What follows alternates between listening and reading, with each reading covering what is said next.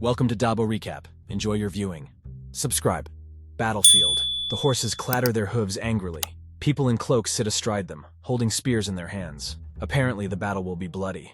The Qin Kingdom, being the strongest in the Celestial Empire, had already begun preparations for the extermination of its opponents in the person of the Six Kingdoms and the unification of the entire Celestial Empire. Neighborhood of Yongchang, Li family village, the back slope of the mountain.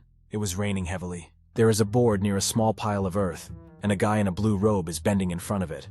A girl in pink clothes touching the guy's shoulder talked about the aunt who left them. Everything around is planted with trees. Mountains are visible in the distance. There is a heavy rainfall. The girl, holding the guy's hand, lifts him up. Turning his head, the guy said that he was fine, addressing the girl as Yan and told her to go back. Bowing his head to the board, the young man began to sob. Through tears, he said that he would like to spend more time with his mother. The guy's name was Zhao Qi. He put his hand on the board and thought that he had never seen his father, and now his mother had left him forever. Extending her hand to the young man, Yan said that if the guy intends to continue to torment himself, then she will not go anywhere. The girl sat down next to the young man and stared at the tablet. Turning his head, Zhao Qi looked at her in surprise. Turning her head to the guy, Yan confidently said that her place was next to the young man. Frustrated, Zhao Qi continued to look at the tablet with sad eyes, sighing heavily from time to time. Bowing his head, the guy screamed loudly. He really missed his mother next to him. Rising to his feet, the young man helped Yan to stand, after which, grabbing her hand, he went somewhere. The weather was cloudy. A path leading to the small village of the Li family can be seen. Entering the village, people stood in front of the guy and the girl. They expressed their words of support towards the young man. Looking around, young Zhao Qi said that they should not worry about him. He would never give up. Letting go of the girl's hand, the guy walked a little forward and told people not to worry about him, adding that he was fine. Entering the house, he collected the bag. While tying it, the guy thought about the fact that he only had his sister left. Tying the bag on his shoulder, the young man thought that 17 years had already passed since he was reborn in the world of the warring kingdoms. Putting the hat on his head, Zhao Qi tied it. He thought that he was already 17 years old and had reached the age when he could join the army. Being completely ready, the young man said that he would never just sit on the sidelines and would enter the service. Walking towards the exit, the guy heard a strange sound behind him. He turned around and was dumbfounded. Turning around, some kind of system appeared in front of the young man. Coming closer, the guy looked at one point in bewilderment.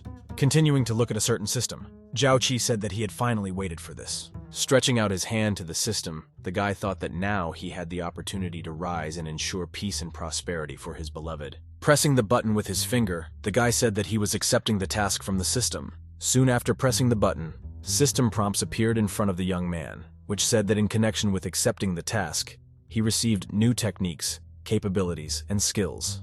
Looking at the screen in surprise, young Zhao Qi asked about the cultivation technique. Apparently he was unhappy. The system prompt suggested removing the gift. Having agreed with the removal of the gift, a treasury appeared near the guy. There were many different kinds of jewelry in it. Hearing a strange sound, the young man turned around and was pleasantly surprised. Apparently he was happy with such a gift. Soon after removing the gift, the guy began to float in the air. He was illuminated by a strange blue aura, similar to lightning. There were system prompts everywhere. Soaring in the air, the guy said that he felt his strength increasing and his body becoming lighter. Soon, a system prompt appeared in front of the guy, which suggested that he start practicing cultivation techniques and combat skills. He agreed. A moment later, another system prompt appeared in front of young Zhao Qi, which talked about cultivating basic neigong and basic fencing techniques. White silhouettes were flying around the guy, depicting military techniques and skills. "I felt strange sensations," the guy screamed. After a short period of time, the young man was notified of the completion of the improvement process. The system tooltip listed all the information about him. Kneeling down, the guy bowed his head and said that a start had been made. Standing up, Zhao Qi reached for the hat lying on the floor to pick it up. Raising his hat, the guy said that it was his turn to rise. His intentions were serious. Putting his hat on his head, the young man turned his head towards the window and silently looked out of it. The guy continued to look out the window, when suddenly he heard a strange sound behind him. Turning his head, the young man saw Yan standing at the entrance. She looked upset. Seeing the bag on the guy's shoulder, the girl fell to her knees and stared down. Coming closer, the guy sat down and told the girl that he had made a decision. The girl, raising her head, asked the guy what decision he had made. He got ready to serve in the army. Upon learning of the young man's decision, Yan furiously shouted that she would not let him join the army, adding that it was very dangerous on the battlefield. Holding the girl by the shoulders, Zhao Qi said that he must become the best in order to take her as his wife. Tears came out of the young girl's eyes. Looking down, she said that he might die.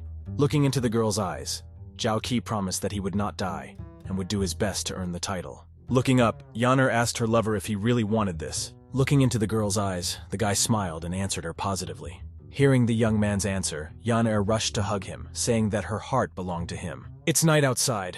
There is a candlestick with a candle on the shelf. Placing his hand on the girl's head, Zhao Qi said that he would not let her down. Turning her head to the guy, young Yan asked him if he had decided everything. Straightening the girl's hair, the guy responded positively, adding that the army bestows titles for military merit, which will allow him to marry her in a dignified manner. Leaning on his hand, the guy stood up, after which he extended his hand to the pillow. There was something underneath it. Taking the thing in his hand, the guy brought it to the girl. It was a jade pendant that his mother left him. Taking the parts of the pendant in his hands, the guy connected them, resulting in a solid pattern. Having separated the parts, the guy handed one of the parts to the girl, adding that he would leave it to her and take the other part with him. Taking one of the parts of the pendant in her hands, Yan looked towards the young man and said that she would wait for him. The weather is sunny. There is a large crowd of people near the large gate at the entrance to the village. An old man with a cane approaches Zhao Qi, and looking into his eyes asks if he has thought everything through well, adding that the chances of survival are very small. Throwing the bag over his shoulder, the young man answered his grandfather, saying that he had decided everything, and this was his only opportunity to repay his debt to his homeland. A man, pointing his finger to the side, shouted that the commander of the Yangcheng military camp had arrived. The same commander approaches the old man. He introduces himself as Wang Da. He was recruiting recruits. Holding a bundle in his hand, the old man said that this year the Li family is ready to provide 10 people of suitable age who will serve their people and country faithfully. Taking the bundle in his hands, the commander of the military camp ordered the recruits to come forward. The recruits stepped forward and the emperor's servants gave them their new armor. After the recruits put on their armor, the old man gave each of them cups with an unknown liquid and ordered them to drink to the bottom. Bringing the container closer to their mouths, the recruits and soldiers began to drink and quickly emptied it. After waiting until everyone had finished drinking, the old man asked the ladies to hand over swords to the recruits. Turning his head, Zhao Qi saw Yan. She had a sword in her hand. Coming closer, the young man stretched out his hands and took the sword that his beloved was holding. Hugging the girl, the guy complimented her beauty. While in Zhao Qi's arms, Yan said that she was now his and she would wait for him. Lowering his head, the young man looked at the young girl and said, "Wait for me." Holding his hands behind his back, the commander of the military camp said that the recruits were no longer civilians. From that moment their service began, and ordered them to follow him. Moving a little away from the girl, young Zhao Qi heard her call him. Not paying attention to her words, he thought that he would definitely return. A system prompt appeared in front of the guy, which said that he received 1 inventory cell as a reward for joining the service. Soon the soldiers walked through the gate into the military unit.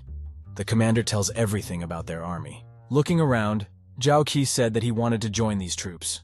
A young man standing nearby warned him that he might not return from the battlefield. Looking at his sword, Zhao Qi said that he was more afraid of living a worthless life, adding that he came here to surpass everyone. The commander of the military camp ordered the recruits to go to the stage, adding that the general would arrive now. Young recruits follow the commander towards the steps leading to the stage. Turning his head to the side, Zhao Qi told the other young man that although they all started their journey here, after distribution, everyone would go their own way. Approaching the stage, the recruits stopped. There was a huge cauldron on the stage. The camp commander shouted that the general had arrived. A tall, white-haired man in a red cloak walked onto the stage. It was an army general. Holding his sword in his hand, the general greeted all the recruits, adding that they were now part of the army of the great Qin dynasty. The general added that their entry into the army meant that they became weapons of the Qin kingdom. Looking at the new recruits, he continued that their service, equipment, military duties and orders were subject to a sacred set of rules. The soldier standing next to the general unwrapped the package and read it out. The package stated that the recruits would undergo a month's training, after which they would be distributed to other camps. Zhao Qi, looking at the general, thought that in the army, military laws are very highly valued, and soldiers are treated generously. He thought that there were 20 titles in the military merit system of the Qin kingdom, and with each promotion, the salary would increase. Folding the package, the soldier said that the briefing was over, adding that distribution to special forces would be carried out by drawing lots. The recruits began a dialogue. One of them said that if they join the service in the capital, they will be safe. The second added that he would not want to end up in the border troops. Someone put a hand on Zhao Qi's shoulder. It was one of the recruits. He asked where the young man would like to go.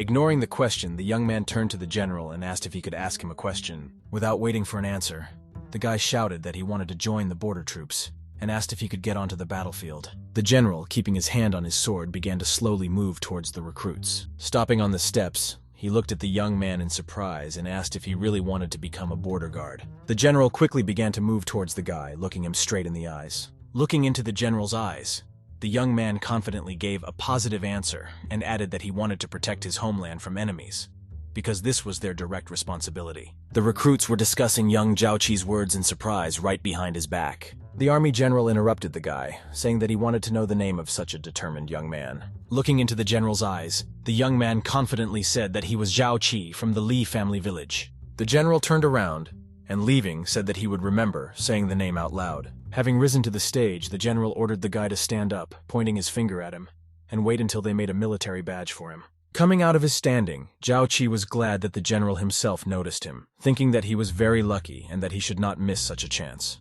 It got dark outside. The moon peeks out from behind the clouds.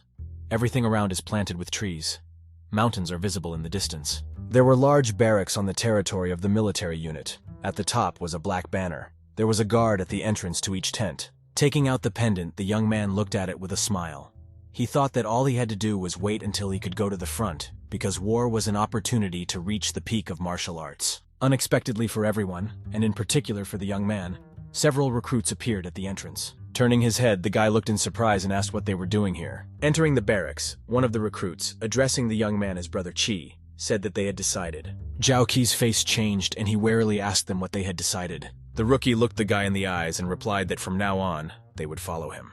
Coming closer, the guy was stunned. He asked if they also wanted to become border guards. The recruit responded positively to the young man. Zhao Qi looked at the recruits and said that one could die on the battlefield, and then asked if they were afraid. The rest of the recruits supported the speech of their colleague, praising the young man. The guy looked at them and thought that they were afraid of loneliness. After thinking, he answered them positively. Suddenly, their dialogue was interrupted by a strange sound. Somewhere, the young man had already heard it. Looking around, the guy saw system prompts that said that for each increase in military rank, you can receive rewards. The guy was happy about the notification. Continuing to look at one point, the young man said that one can receive awards for promotions and titles. The recruit asked the guy what he was muttering about. He turned around and became nervous. The young man looked at the people opposite and asked if they really wanted to follow him. The recruits responded positively to him. The guy gestured towards the exit and said that they had grown up together and would go through all the hardships together. Moving towards the exit, the young man said that tomorrow would be the first day of training, and he would try to get a military rank, adding that if he succeeded, he would recruit them into his squad. As Zhao Qi approached the exit, he added that it would be better if they also tried to get the title. The recruits agreed. Approaching the exit, the young man said goodbye to his colleagues, adding that it was already late and time to get ready for bed. It got very dark outside. The soldier gave the order to turn off the lights. The unit heard the all-clear command. Our young man lay in bed and thought that it was time for training. Getting out of bed, the guy sat in the lotus position and began to meditate, thinking that his data had already been digitized. The guy's meditation was interrupted by a sound that he had heard before. This was a system prompt. Looking at it, the young man thought that he could improve himself every day, both during sleep and while awake. Suddenly, the silence was interrupted by a strange loud sound. It came from outside the barracks. This sound alerted and even frightened young Zhao Qi a little, because he had never heard it. The guy sensed something was wrong and began to wake up his colleagues who lived with him. One of the recruits asked Zhao Qi what happened, since it was too early to get up. The frightened guy said that he needed to wake up the others. The guy looked at our young man with confusion and began to suspect something was wrong. Approaching the exit, the young man armed himself with a sword and thought that the first day should not be easy, so experienced fighters could be sent to the camp.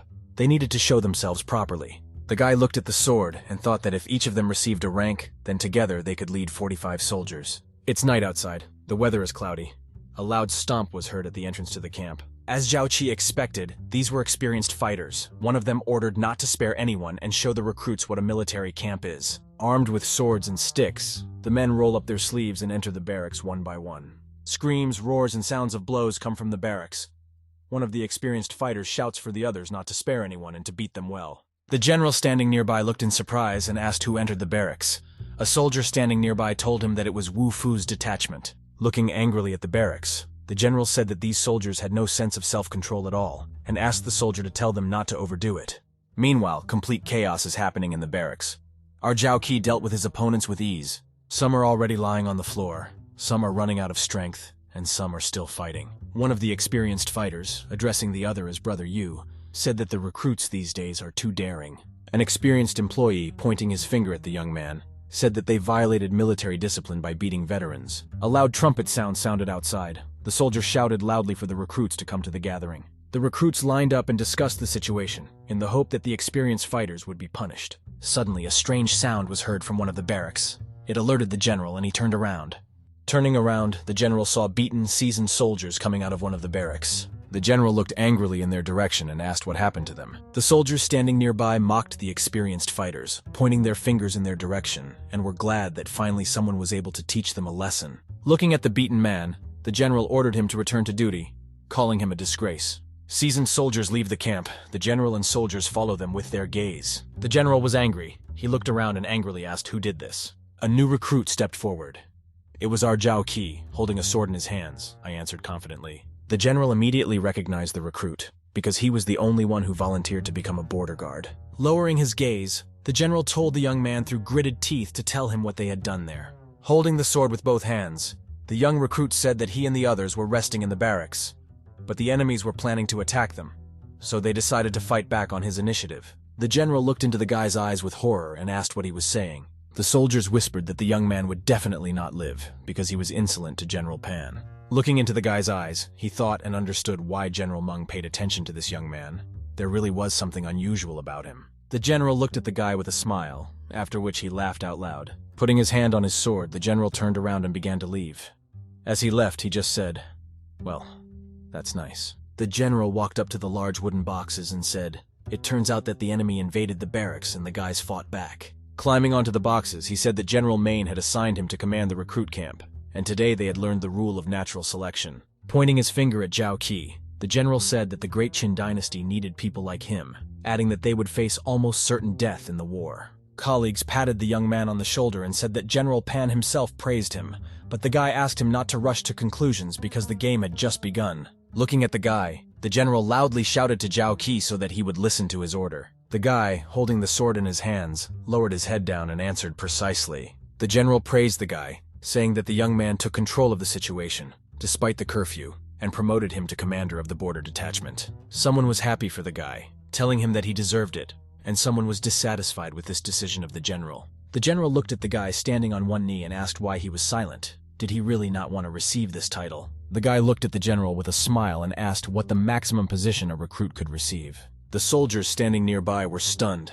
No one expected such a question from Zhao Qi. The general looked at the guy and told him that he was still too young, but his ambitions were overflowing, and in the end he asked why he was not satisfied with the title of commander of the border detachment. Their dialogue was interrupted by a soldier who ran up to them and shouted to the guy not to make a fool of himself. Having risen to his feet, the guy with a smile told the general that a soldier who does not want to become a general is a soldier, and he is just one of those who wants to reach heights.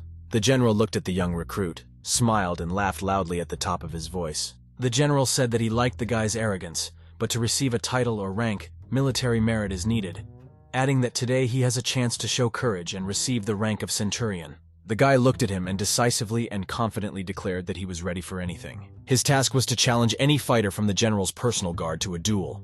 If the young man wins, he will earn a promotion in rank. The young man felt the excitement and with a grin suggested that the general raise the stakes.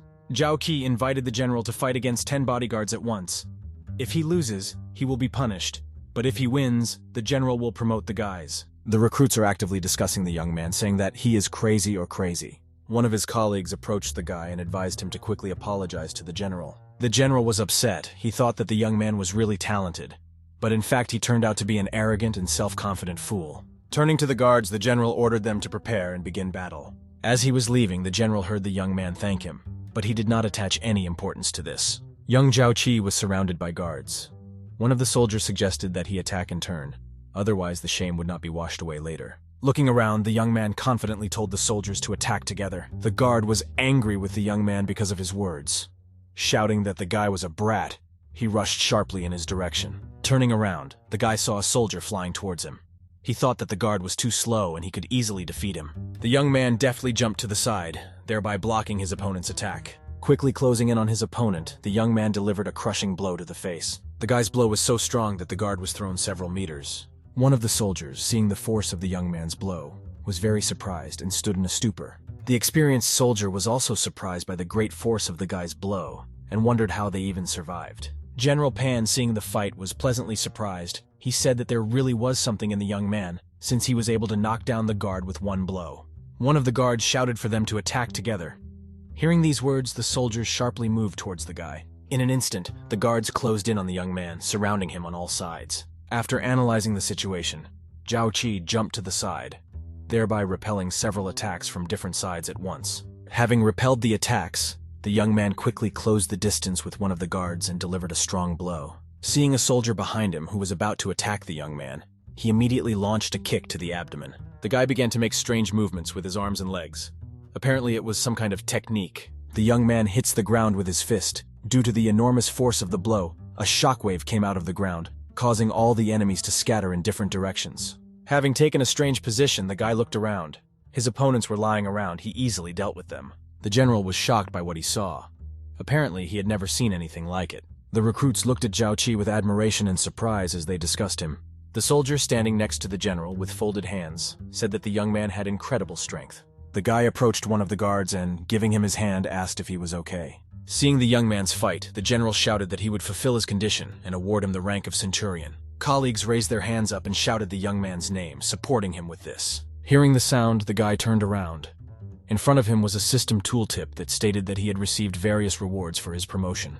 Looking at the system, the guy thought that the higher the military rank, the better the reward. With new skills and elixirs, his strength would begin to grow by leaps and bounds. One of the rewards was a steel sword. The guy laughed joyfully when he saw this. The general turned to the soldier and gave the order that he report everything to General Main. Night has come. The moon was hiding behind the clouds. Lights up in the military camp. Morning has come. The weather was sunny. Everything around is planted with trees. A large building can be seen, painted red and white. This was the Juntai Palace. Inside stood a tall man with a strange hat on his head. He was wearing a blue robe and a red cape. A man dressed in black walked inside the palace. As he got closer, he said that a report had arrived from a general at the Yun City military camp. The man walked forward and handed the package to the man opposite. Stretching out his hand to take the package, the man said that the sir had not seen the general for a long time. The man handed the package to the sovereign, who asked him to say that he wanted to see Wei Liao, Zheng Guo, Feng Kuji, Wang Jian, and General Meng. Looking at the man leaving, the sir spoke about military reform and about the recruit Zhao Qi, in the hope that General Meng was not mistaken about him. After some period of time, people came to the sir. One of them bowed and said that Wang Jian and the others had arrived. Looking at them, the sir said, "Come in," after which he asked how they were doing with the work entrusted to them. The men, addressing the sovereign as Your Majesty, replied that the city had been producing a bountiful harvest for several years, adding that in all these years they had not participated in wars. After listening to the end of the speech, the man turned to the sovereign and replied that at the moment they have enough military resources, and their weapons are capable of subjugating the entire kingdom. After the man finished his address, another man said that there were currently 300,000 soldiers in the Yun City camp, ready to fight. After listening to everyone, the sir said that a thought came to him at night, adding that he wanted to destroy the kingdom of Han. The man was shocked by what he heard. The sir added that only by destroying the Han kingdom would they be able to capture the eastern lands. Having finished speaking, the sir handed the package to the man opposite and said that he wanted General Meng Tian to take over this operation. One of the men asked if the sir really made such a decision because of that recruit. The sir, looking at the man, answered positively. Looking at the man, the sir asked whether the Li family's village was part of his domain. The man responded positively, adding that his youngest daughter lived there. The sir turned away and told the men to listen to his order, which stated that General Meng was to prepare troops to destroy the Han kingdom. Looking at the men, the sir confidently said that the subjugation of the heavenly kingdom begins with the destruction of the kingdom. Half a month has passed. Military camp of the city of Yun. It is surrounded on all sides by mountains. General Main arrived at the camp. Rising onto the stage, he shouted that half a month had passed since the day the recruits entered the service. After looking around, he added that now they had become real warriors who were capable of instilling fear in the whole of heaven. The soldiers stood silently and stared at the general in surprise, their mouths open. Raising the hand containing the scroll upward, he introduced himself and shouted that he had come to share the news with them. One of the soldiers in the ranks was surprised and shouted that this was an order from the king himself. Zhao Qi wondered if Qin Shi Huang had decided to launch an offensive. Unexpectedly for the young man, A system prompt appeared in front of him, and he thought that he had pumped up 2 levels with the help of a strengthening elixir, and his strength had increased. Unrolling the scroll, the general read it out. It said that the princes were constantly fighting, and the common people were living in chaos, so it was necessary to put an end to all kingdoms. One of the soldiers standing in the ranks was surprised and shouted that shouldn't they finish their training before going to war. However, Zhao Qi was delighted by this news. Taking the sword in his hands, General Meng shouted that the king's order was a sacred order, and the battlefield would become a training ground for them. Having put on armor, armed with a variety of weapons and taking with them a banner, the soldiers set off on a campaign. In less than 10 days, the Qin army moved in all directions of the front. General Wang Jian ordered 300,000 soldiers to move from the Hanggu outpost towards the kingdom of Zhao. Many horses. Soldiers are riding on them. The general looked around and said, "General Meng will send 3,000 people as an assault force." Turning his head, Zhao Qi notified his colleague that the border of the Car Kingdom was ahead, and asked him to tell the others to follow him. In front of the large gate with a high wooden fence, behind which there is a military camp, stood a huge army. One of the soldiers of the Han Kingdom, seeing the advance, blew his trumpet loudly. The soldier ran to the army general and notified him that the Qin army was advancing. The general was shocked by this news. He said in horror, wasn't the Qin army about to attack Zhao? Hitting the table hard with his hand, the general ordered all available soldiers to gather and fight. The soldier ordered the others to follow him, calling them fighters of the great Qin dynasty. Armed with bows and swords, the Qin soldiers launched an attack. One of the arrows pierced the soldier. The archers of the Qin dynasty were in full combat readiness.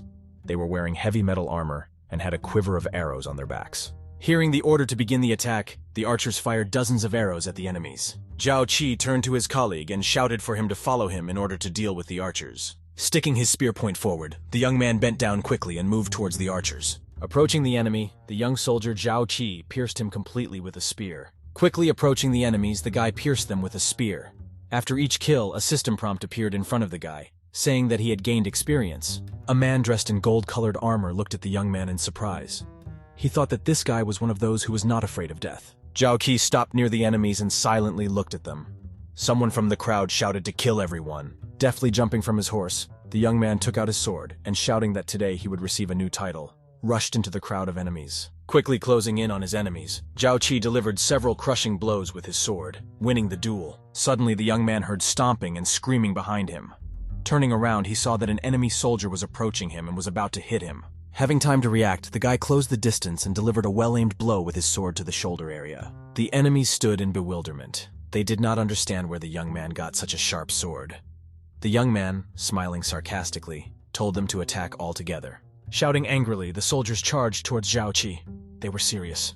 Having waited until the enemies approached, the young man, armed with a sword, jumped into the crowd. With a sharp and well-aimed side blow of the sword, he cut off the sharp tip of the enemy's spears. The soldiers, being on alert, shouted loudly and rushed into battle. Holding the sword in his hand, the guy thought that if he beheaded the enemy general, he could receive the title and whoever stood in his way would die. The guy continued to deal with the enemies, scattering them in different directions. The general, seeing the young man's abilities, orders his soldiers to kill him immediately. The trained fighters of the Han Kingdom, armed with spears, immediately rushed into battle. Having approached the enemy, Zhao Qi makes a crushing blow, thereby repelling the attack. Seeing a crowd of enemy soldiers in front of him, the young man began to run towards them.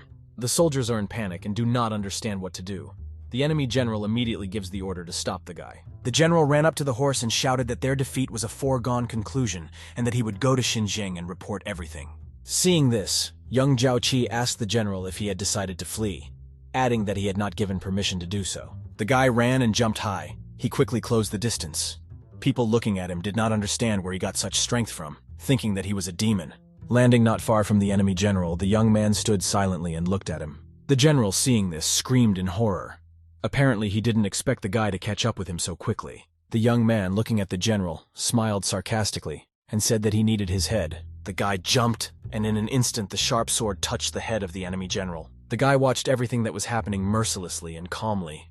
He wanted to fulfill his goal. The young man climbed onto a hill and, holding the general's head in his hand, shouted that if they surrender and lay down their arms, they will survive. Enemy soldiers look at the guy in horror. They realize their defeat. The enemy soldiers, having thought it over, said that they were surrendering and laid down their arms. The Qin army soldiers rejoiced and shouted that Zhao Qi was their hero, supporting him. The general, sitting on horseback, laughed joyfully and said that neither he nor General Meng were mistaken about the young man.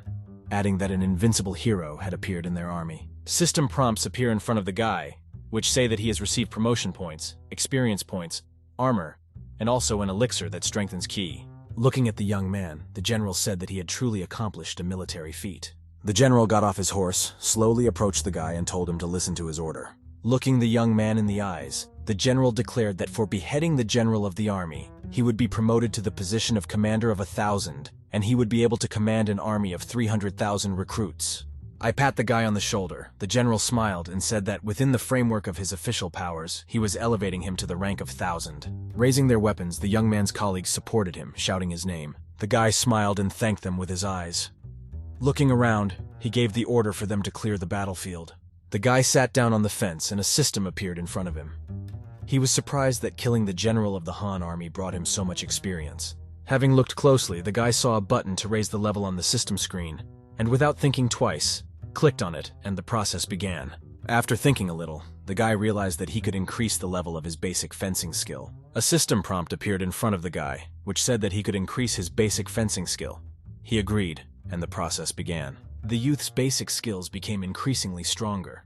Looking at the sword, he thought that if he brought his skills to perfection, then stronger skills would be easier for him. Having cleared the battlefield, the soldiers of the Qin kingdom saddled their horses and set off. Horses drawn by a large cart appeared on the horizon.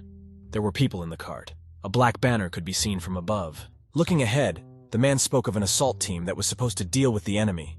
The general added that it was a surprise attack. Suddenly, a messenger appeared on the horizon with a package in his hand. It was a report from the Han border. Looking at him in surprise, the general shouted to quickly bring the package to him. Taking the package in his hands, the general unfolded it and began to read carefully. A man nearby asked what was happening on the front line. Looking down, the general said in surprise that their army was victorious, broke through the border of the Han kingdom, and lost less than 1,000 people, and they had more than 10,000 soldiers of the Han army captured. Taking the package in his hands, the man read it and asked the general in surprise why he had such a strange expression on his face. Shifting his gaze, the general said that Zhao Qi single-handedly defeated 196 enemies and beheaded the general of the Han border army. This news reached the Sir. After reading the package, he confidently said that General Meng Tian was not mistaken. Reading further, the man saw that the young recruit single-handedly defeated 196 fighters and beheaded the general. It met all his expectations. The men in the hall were in shock, saying that the guy was really unusual, because he had achieved such success in just a few months. One of the men congratulated the king because the great Qin had a real hero. The Sir, addressing the man as Li Si, asked what was required for such a feat. Addressing the king as Your Majesty, Li Si said that for this feat, he would be rewarded with at least the title of 5th degree Dafu, adding that the reward was too great for a recruit. Hearing this, one of the men there said that Zhao Qi had accomplished a military feat, so he should be rewarded accordingly. The Sir agreed with the man's words and said that the military merit system was the heart of their state, adding that as long as he served the great dynasty with dignity, he would encourage him. The general ordered his decree to be transmitted. Bowing, one of the men said, "We obey," calling the king sovereign. Stretching out his hand, the king once again shouted out the military merits of young Zhao Qi, adding that by doing this he made his undeniable contribution to the victory over the Han kingdom and awarded him the title. Casting a serious glance, the sovereign added that only those who would kill enemies in the name of the great Qin dynasty would be rewarded. When leaving, the king told them to tell General Meng Tian that within 5 months the kingdom of Han should come completely under their control. Seeing the guests off, the sovereign added that they could be free.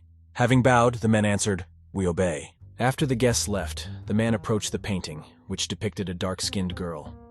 Looking at her, the man said that 17 years had already passed. Touching the painting, the man added that he was now the sovereign of the kingdom of Qin. He would unite the entire kingdom, and no one could stop him from marrying her. Throwing a sad look at the painting, the man asked where she was now. It felt like he was about to shed a tear. Border of the Han kingdom. There is a battle going on. Some are still fighting, while others have already lost the battle. A huge log on wheels rides ahead. Apparently it was a battering ram. Zhao Qi runs after him with his colleagues. In an instant, the log crashed into the gate. There was a loud banging sound, but the gate never swung open. The guards on the border of the Han kingdom opened fire with bows on the soldiers of the Qin army. The soldiers of the Qin army were hit by a hail of arrows. Some survived, while others were pierced to death. Seeing that the gate had not opened, Zhao Qi took the initiative into his own hands. Shouting to disperse, he rode his horse towards them. Approaching the gate, the guy screamed loudly and put his sword in front of him. The horse crashed into the gate at great speed. From the great force of the blow, the door shattered into many small splinters, and the guards were thrown back several meters by a strong shockwave. Turning around, the young man ordered his charges to clear out the remnants of the enemies in the city until everyone surrendered and ordered them not to touch civilians. The prepared soldiers, having heard the order, shouted forward and saddling their horses, set off. The guy was interrupted by a colleague who told him that General Meng wanted to see him. Rejoicing, the guy thought that some good news awaited him. After some period of time, the guy arrived at the general's barracks and kneeling down announced that he had arrived. Looking at the young man, the man smiled and asked if it was true that the guy broke the city gates of the Han Kingdom. Approaching Zhao Qi, General Meng declared that he had lived up to all his expectations, adding that he had already accomplished many feats. Holding the bundle in his hand, the general with a smile asked the young man to listen to the king's decree. The guy looked at the general in surprise and wondered if King Qin Shi Huang himself had decided to give him the title. Unrolling the scroll, the general began to read it. The scroll stated that Zhao Qi would be awarded a title for his military achievements and would henceforth take up a government position. The army general praised the guy, saying that he was not mistaken about him, and added that he had the same title as the young man. The guy was delighted and could not get enough of the fact that he was awarded by Qin Shi Huangdi himself. Taking the envelope in his hands, Zhao Qi thanked the general. He, in turn, told the young man that from now on, he was Zuo Shuzhang of the great Qin dynasty. As he left, the general turned around and added that the young man was moving from a private to a general, and he would have to not only fight in the front ranks, but also lead the army. Sitting down at the table, the general looked at the guy and said that General Chen gave his life for his homeland, and there were only 6,000 people left in his troops, and he trusted them to him. The general added that, in addition, the capture of the city would be reported to the sovereign. The young man thanked the general, took his leave, and began to leave. Coming out of the barracks, Zhao Qi could not be happier, because in a short period of time he had performed well and became a general. Rejoicing, the guy thought that he had received the title of 10th class and the right to command an army of 10,000, for which he would definitely receive a good reward. As soon as he thought about the rewards, a system appeared in front of the guy. He walked up, pressed the button, after which the calculation of rewards began. After a short period of time, a system prompt appeared in front of the guy, which showed all the awards that the young man received for his military merits. The guy happily looked at the system screen and said that with the elixir that increases ki, he will definitely reach the 6th stage after the heavenly stage. By pressing the button, the guy received awards for the title. For the rank of general, the young man received a combat position of the highest level, which was intended for military training of troops. One of the rewards was also a high-quality talisman, which allowed you to unlock the troop control skill and increase the strength of the army. The guy was delighted with this reward, because with this bonus, his army would become much stronger. Taking the talisman in his hands, the guy looked at it and said that he would become 100,000, and then 1,000,000, adding that there were no barriers for him. The young general, moving towards the exit, thought that if you can get so many rewards for a Han general, then how many rewards can you get for killing the king? After a short period of time, a man came to Yaner's house. The frightened girl shouted that she would not marry him. The young girl, looking at the man, screamed loudly that for so many years he had not even visited her. Apparently, she had known him for a long time. The man looked at Yaner and said that her marriage was the will of her parents. Without taking his eyes off the girl, the man shouted that her father would not take care of her, since he bears great responsibility for the great kingdom of Qin, adding that it was he who gave her a peaceful life. The frightened and upset girl, looking away, replied that her heart was already occupied. The angry man shouted why she needed some uncouth boy if she didn't even know if he was alive. The girl was sure that he was alive and would return soon. Before leaving, the man added that when she turns 17, he will take her to Sanyang, where she will marry a representative of the royal family. The girl began to cry and replied that this was impossible because she belonged to someone else. The angry man looked at Yaner and asked how she dared to contact that boy before her marriage. As it turned out, it was her father. The girl screamed through her tears that he couldn't change anything. Looking at the girl, the angry man resigned himself, and pointing his hand in her direction, answered okay. Going outside, the man said that from today their whole family was moving to Sanyang, and the young girl would stay here. The girl fell to the floor and began to sob, thinking that Zhao Qi would come back quickly. A young man stands opposite the barracks with a strange fiery creature circling around him, resembling either a lynx or a wolf. Standing in a strange position, the guy muttered something, and a moment later a blue aura began to emanate from him. After a short period of time, the aura disappeared, and a system appeared in front of the guy. Looking at the screen, the guy thought that his promotion points had already run out.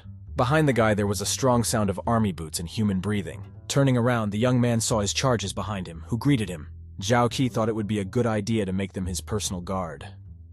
Coming closer, The young man, patting the soldier on the shoulder, invited him to become his personal guard. The joyful soldier said that they were ready to go with the general to the end, adding that their military exploits were also highly appreciated. Approaching closer, the young general announced that they would go to a recruit camp in order to recruit troops. Military camp. There is a line of recruits on both sides. Kneeling down, the young man announced that General Zhao Qi had arrived. Two generals approach the guy and bowing say that they are glad to welcome him. He never thought that commanders like Tu Sui and Zhang Han would be under his command. The men, in turn, told the guy that all the fighters were ready and he could evaluate them. Climbing onto the stage, the guy put his hand on his heart, introduced himself, and added that he would fight with them side by side for the Great Qin. The recruits supported the general in every possible way, jumping up and shouting his name. One of the generals turned to the second, saying that the young man did not even need his help. The soldiers already recognized him. The second general added that even Wan Jun could not compare with him. Standing on the stage, Zhao Qi spoke about the victory over the city of Yangcheng, and that all training would take place as usual, adding that they were also entitled to a 2-day day off. Turning his head, the young man turned to General Zhang and asked to be taken to the barracks for the wounded. Arriving at the barracks, the general saw a doctor putting bandages on a wounded soldier. The fighter shouted that he did not want to die, because his wife was waiting for him at home. The guy screamed in pain. Tears came out of his eyes. He begged the doctor to help him. Coming out of the hospital, the general told the young man that during the assault on the city of Yangcheng, their army suffered heavy losses. On the way, they met a doctor. He said that they had run out of hemostatic herbs and alcohol. The general, in turn, introduced the new commander-in-chief to the old man. The old man was very surprised. He did not expect that their new commander-in-chief was so young. The guy thought about the fact that he uses alcohol for disinfection. He probably has good skills. Looking at the general, he gave the order to obtain fabric, grass, and alcohol. Suddenly, a guy ran up to the doctor shouting that the wounded man was getting worse and worse. Arriving in the ward, the general saw the guy. There was an arrow stuck in his chest. The doctor said that the arrow needed to be removed immediately, and that this would require alcohol. Having poured alcohol into a vessel, the doctor brought it to the wounded soldier's mouth, after which he forced him to drink. Seeing this, the young man immediately understood how they use alcohol in medicine. The doctor took the knife in his hands when he suddenly heard the general scream. Turning around, the doctor asked what was the matter. The young man said, "Is alcohol really only meant for drinking?" The doctor replied that in order to remove the arrow, it is necessary to cut the flesh, and alcohol acts as a painkiller. The guy smiled and asked if the doctor knew what other properties alcohol has. The doctor looked at the young man in surprise. He didn't know that alcohol had properties other than pain relief. Taking the bottle in his hands, Zhao Qi said that alcohol can also disinfect a wound and prevent tetanus infection. The doctor was shocked. He could not believe the young man's words and thought that he was joking, adding that he had been working as a doctor for 20 years and had never heard of such a thing. General Zhang added that he had also never heard of such a thing. The young man became nervous and did not know how to explain this to them. Glancing sideways at the young man, the doctor said that although he does not understand battles, when it comes to saving lives, he is absolutely confident in himself. The young man sighed heavily and thought that in this era no one knows about the benefits of alcohol, so no one wants to listen to him. Taking the knife in his hands, Dr. Wu carefully pulled back the skin of the wounded man with his other hand and brought the knife to the wound. The doctor was ready to cut the flesh, but suddenly he was interrupted by the cry of the young general. He wondered about the chances of surviving with this treatment method. Looking at the arrow sticking out of the soldier's chest, the doctor replied that he was doing everything possible and relying on fate, and if the bleeding could be stopped, then the chances were 30%. The doctor looked into the eyes of the wounded soldier and added that if the bleeding could not be stopped, then the chance would be approximately 10%. Putting his hand on his heart, the guy said that if you use his method, the probability of survival will increase to 60%. The doctor was surprised and asked the general if he was joking. Continuing to look at the young man, the doctor thought that the general was still young, and he would not allow him to pour alcohol on his wounds. One of the soldiers in the room raised his hand and began to call General Zhao. The young man approached the wounded soldier with the words, "I'm here," who in turn took the general's hand.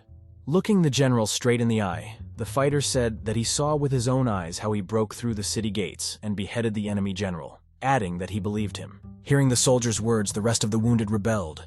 They were sure that the general was not joking and would not harm them. Looking at the doctor, one of the patients shouted that he demanded that he use the method of the young general. The rest of the fighters supported the guy's words.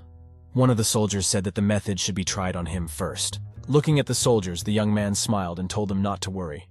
He would not let them down. Surprised, The old man thought that if the method really worked, then the soldiers would stop dying in such large numbers, and said that he would try to use this method. Delighted, the young man said that it was necessary to thoroughly rinse and burn the knife, then treat everything with alcohol, and finally boil it, dry the cloth, and bandage the wound.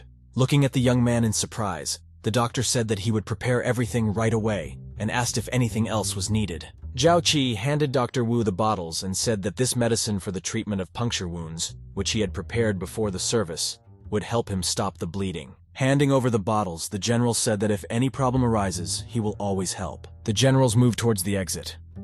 On his way out, General Zhang asked if this method could really work. The young man turned around and said that he would do everything possible, and if they succeed, the soldiers would no longer die in agony. They would have hope for life. A doctor enters the room holding a tray in his hands on which lies some kind of cloth and a knife. Turning to the doctor, the general asked him to do everything as he said. The doctor opened the bottle, took the knife in his hands, and then doused him with liquid. The doctor exhaled, looked at the wound, and then poured liquid from the bottle over it, thereby disinfecting it. The wounded soldier gasped and screamed in pain. The general, looking at this, thought that although alcohol gets rid of the infection, it brings unpleasant pain. The doctor took the arrow, brought the knife to the wound, and with a quick movement of his hand made a small incision. After he made the incision, the doctor, with a quick and sharp movement of his hand, pulled out the arrow and shouted that the arrow had damaged the artery, and the blood was flowing without stopping. The general ran to the doctor and shouted for him to quickly get the medicine he gave him. Taking out the bottle, the doctor opened it and poured the liquid onto the soldier's wound, which was left by the arrow. After the doctor poured the liquid onto the wound, he was stunned.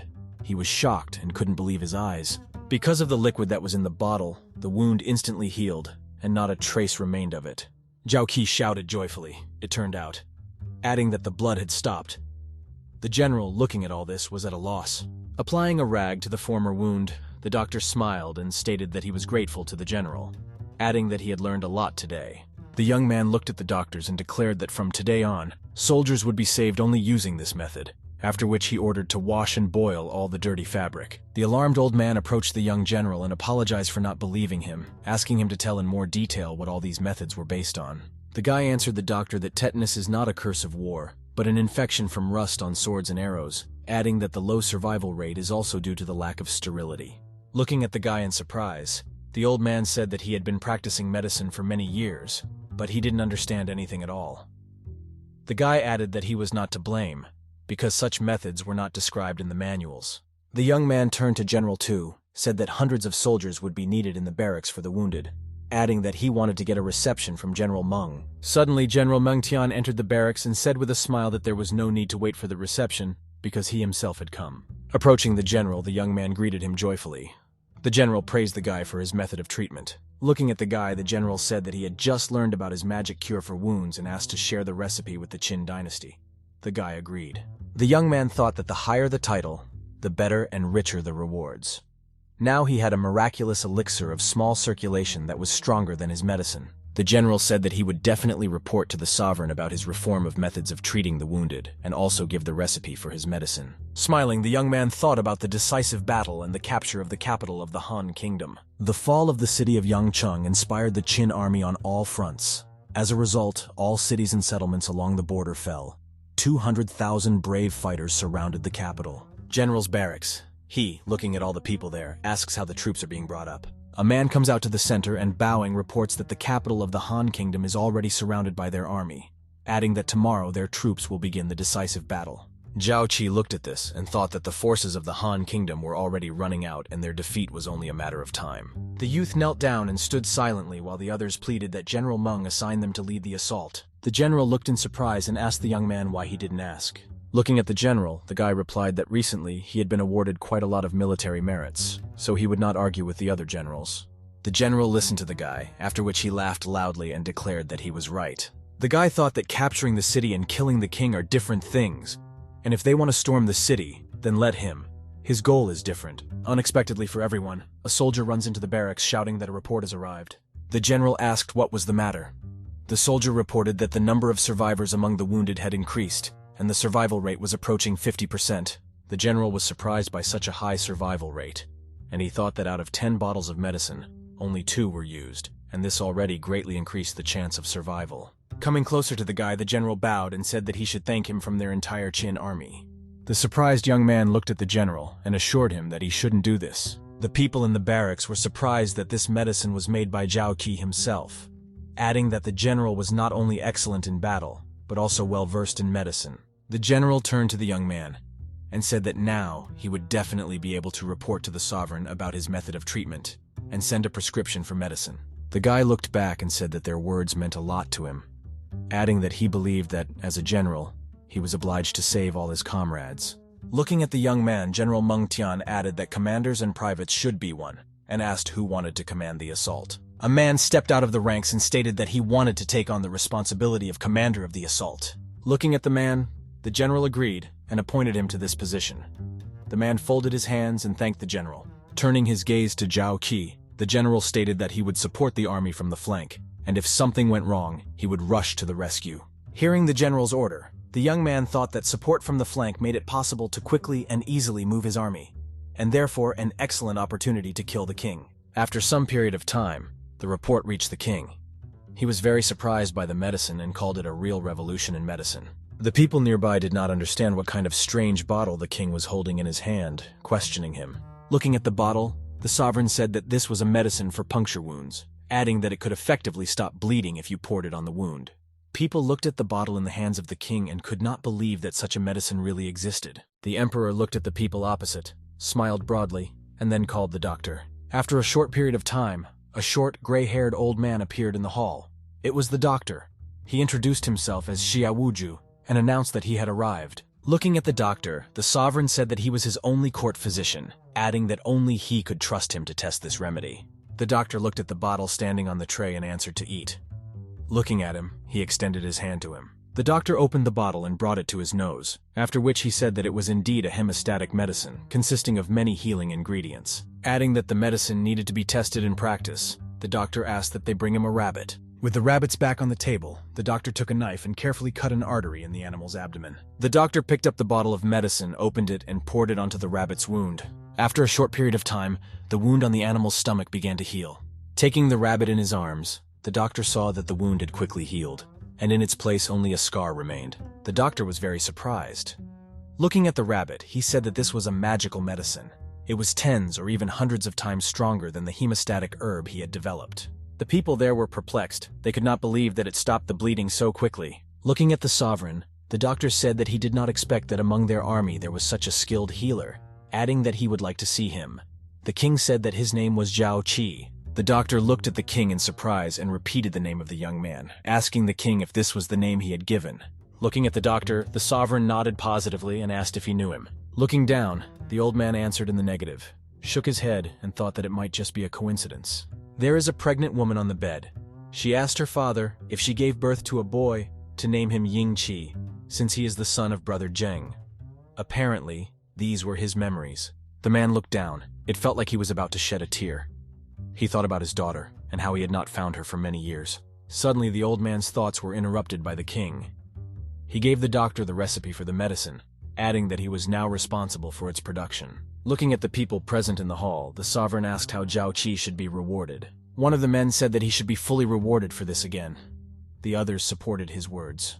Placing his hands on the table, the king thought that Zhao Qi was not only the bravest warrior, but also a very generous person, and if he was not given a title, then what would they say about him? One of the men, looking at the sovereign, asked if he knew how to reward the young man. He shook his head. Then one of the men suggested waiting for the capture of the Han Kingdom, giving an even higher reward for new exploits. Then no one would condemn him. The emperor looked at the man and agreed with his words, and thought that he hoped that Zhao Qi could still pleasantly surprise him. Near the large gate there are many armed soldiers in full combat readiness. Raising his sword upward, the man shouted at the top of his voice to attack, indicating the direction. Young Zhao Qi rushes on horseback and shouts that Xinjiang must be destroyed, and the Han King captured. Suddenly everyone stopped. An army of thousands stared in one direction. The weather was sunny. Suddenly, soldiers approach the guy and report that the enemy was defeated in the southeast and northwest directions. Looking at them, the guy replied with a grin that they should not rush, because the fun was just beginning. Meanwhile, panic arose in the Han Kingdom. People took everything valuable with them and tried to escape. A wounded soldier comes to the Han King and reports that the Qin army has surrounded the capital on all sides and is planning to kill everyone. Hearing these words, the sovereign panicked. He asked if he would have to give up, adding that he could not give up. The sovereign tells the old man that he told him to secretly contact the Zhao Kingdom and asked if there was any news. With folded hands, the old man replied that the general of the Zhao kingdom had sent an army of 1,000 selected warriors across the border to evacuate him from Xinjiang. The king of Han asked the old man to tell the guards to take them out of the palace through a secret passage. The angry sovereign said through clenched teeth that he would take revenge on the Qin king Yingzheng for the destruction of his country. The general turns to the young man, saying that at the moment the Han army is already putting up desperate resistance in the capital, adding that today they will not even face the enemy. Zhao Qi turned to the general and asked if they were disappointed in following him. The general replied that they were soldiers, and submission was their sacred duty.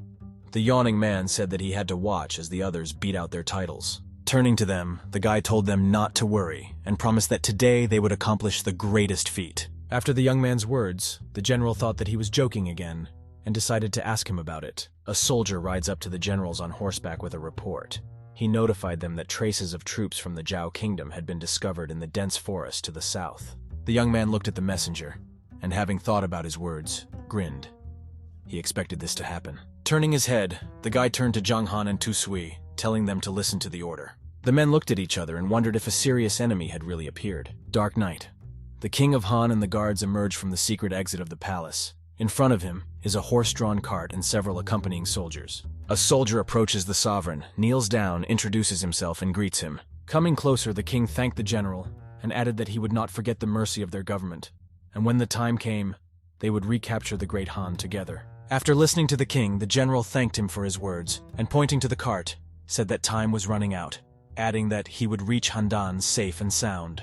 Approaching the cart, the sovereign turned around and said that as long as the general was here, he had nothing to worry about. The emperor got into the cart, the accompanying soldiers saddled their horses. The general shouted, "Let's go," indicating the direction with his hand. While the general was showing the direction, an arrow pierced his hand. He screamed in pain. The arrow was fired by the young general of the Qin army, Zhao Qi. He stood with a grin and looked towards the enemy. The general, looking at everything that was happening, says that the young general is simply a genius. There really was an enemy there. One of the soldiers, drawing a sword, shouted for the others to prepare for battle. One of the soldiers accompanying the convoy did not understand how this was possible, because it was a secret plan developed by the general, adding that they could not be detected. Approaching closer, Zhao Qi, saying that the most valuable thing was in that cart, pointed his finger at it. The emperor, sitting in the cart, was stunned. He looked silently and could not say anything. The soldiers were shocked by what they saw. After all, the Han King was sitting in the cart. The general looked at the young man and asked if he really wanted to escape from Xinjiang. The guy turned around and said that he would make a huge contribution to their victory. The soldiers understood why General Zhao did not fight with other generals for the assault. He had long predicted that the Han King would decide to escape, so he sent reconnaissance. Looking at the cart, the young general shouted for the archers to come to combat readiness. After a short period of time, all the archers were in combat readiness. The enemy soldiers shouted that they were going to be fired upon and gave the order to defend the Han King. The general thought that the archers of the Qin army were too strong, and the only chance to resist was a powerful assault. The young man, looking with bewilderment at the advancing enemies, thought that they had already lost their luck, after which he gave the order to attack. Immediately after the order, the soldiers began to fire dozens of arrows towards the enemies. After a short period of time, enemy fighters found themselves under a hail of arrows. Arrows flew from everywhere. Some were able to survive, and others, not having time to dodge, were pierced. The enemy general, seeing the losses, gave the order to prepare for a retaliatory strike. In an instant, bows appeared in the hands of the soldiers, and being on horseback, they quickly approached their enemy. Zhao Qi, seeing this, shouted that this was the strongest cavalry of the Zhao kingdom, Kufu, adding that they had adopted the art of archery and horse riding from the northern barbarians. The enemy general, bending down, gave the order to launch a retaliatory attack. In an instant, the soldiers began to shoot arrows towards the Qin army. They were quickly approaching. Seeing the enemy's attack, the young general Zhao Qi gave the order to change formation and take out shields. Reacting quickly, the young man's colleagues lined up in such a way as to form a wall of shields. The wall easily stopped the arrows, preventing them from touching the bodies of the Qin soldiers. The general looked at the young man and said that if he had not given the order in time, it is not known how many of their soldiers would have died. Suddenly, the guy got up and started to leave. When leaving, he gave the order to destroy the enemy, and not to miss the Han King, adding that the general of the Zhao kingdom should not be left alive. The enemy army was rapidly approaching the Qin soldiers. Their general shouted that only by defeating the Qin soldiers would they be able to escape from the encirclement. Armed with bows and mounted on horseback, the fighters of the Zhao kingdom continued to attack. Suddenly, the enemy began to suffer losses. Arrows flew out of nowhere. It was difficult to recognize the place from which the arrow was fired. The soldiers did not understand where the arrows were coming from. They only had time to gasp in pain. It was our young general, Zhao Qi, who fired these arrows while sitting on a large tree. The young man, looking at the bow, said that he hit it from a distance of 200 zhan, adding that even at night this bow is effective. Hiding the bow behind his back, the guy looked around and deftly jumped from the tree. Having saddled his horse, the guy took out a spear and said that the general was dead, and now they would defeat the enemy, after which he set off. Hundreds of trained armed soldiers of the Great Qin army rushed into battle. So the battle began. The enemy suffered numerical losses. The Qin army dealt with the enemy one after another. Zhao Qi, quickly approaching the enemy, struck a circular blow with his spear, thereby hitting the targets. Having won the duel, the young general had the opportunity to approach the cart. Approaching the cart, the young man saw a frightened Han King in it. He said that he was ready to surrender, if only he would not be killed. The guy was stunned by what he heard. He looked angrily at the sovereign and asked how he would then receive a reward for killing the king. The king became nervous and broke out in a cold sweat. He looked at the young man and said that if he wanted to receive a reward, then he should let him go. The guy got angry, took a spear, and with a quick, sharp movement of his hand pierced the king. Looking mercilessly at the lifeless body, the guy said that he was a two-faced bastard, and that after surrender, he would start a riot here. The Qin army, seeing everything that was happening, shouted joyfully that their general had killed the Han King. Holding a spear in his hand, the young man raised it up and declared that whoever surrenders will not die. Xinzheng Palace. The door swung inward from a strong kick. With the words that the Han King should be handed over to them as a prisoner, Generals Meng Tian and Meng Wu come inside. The people in the palace replied that they did not know where the king had gone, adding that if they wanted to kill them, they could do so. A soldier approaches the general and says that they searched the entire palace and did not find the king. People were telling the truth. General Meng Tian turned to his father with the words that if the king is not here, then there is no point in capturing the city either. The sovereign will simply bring them to justice. Suddenly they heard a voice behind them. It was General Zhao Qi. He reported that he had arrived. General Meng was surprised that the guy came to the palace. The guy smiled and replied that he organized a defense in the south, defeated the army of the Zhao kingdom, and killed the Han King. The guy took them outside and said that he expected that after capturing the capital they would not find the king. So he brought his corpse and the corpse of the general of the Zhao kingdom here. Seeing the bodies, the king's servants burst into tears.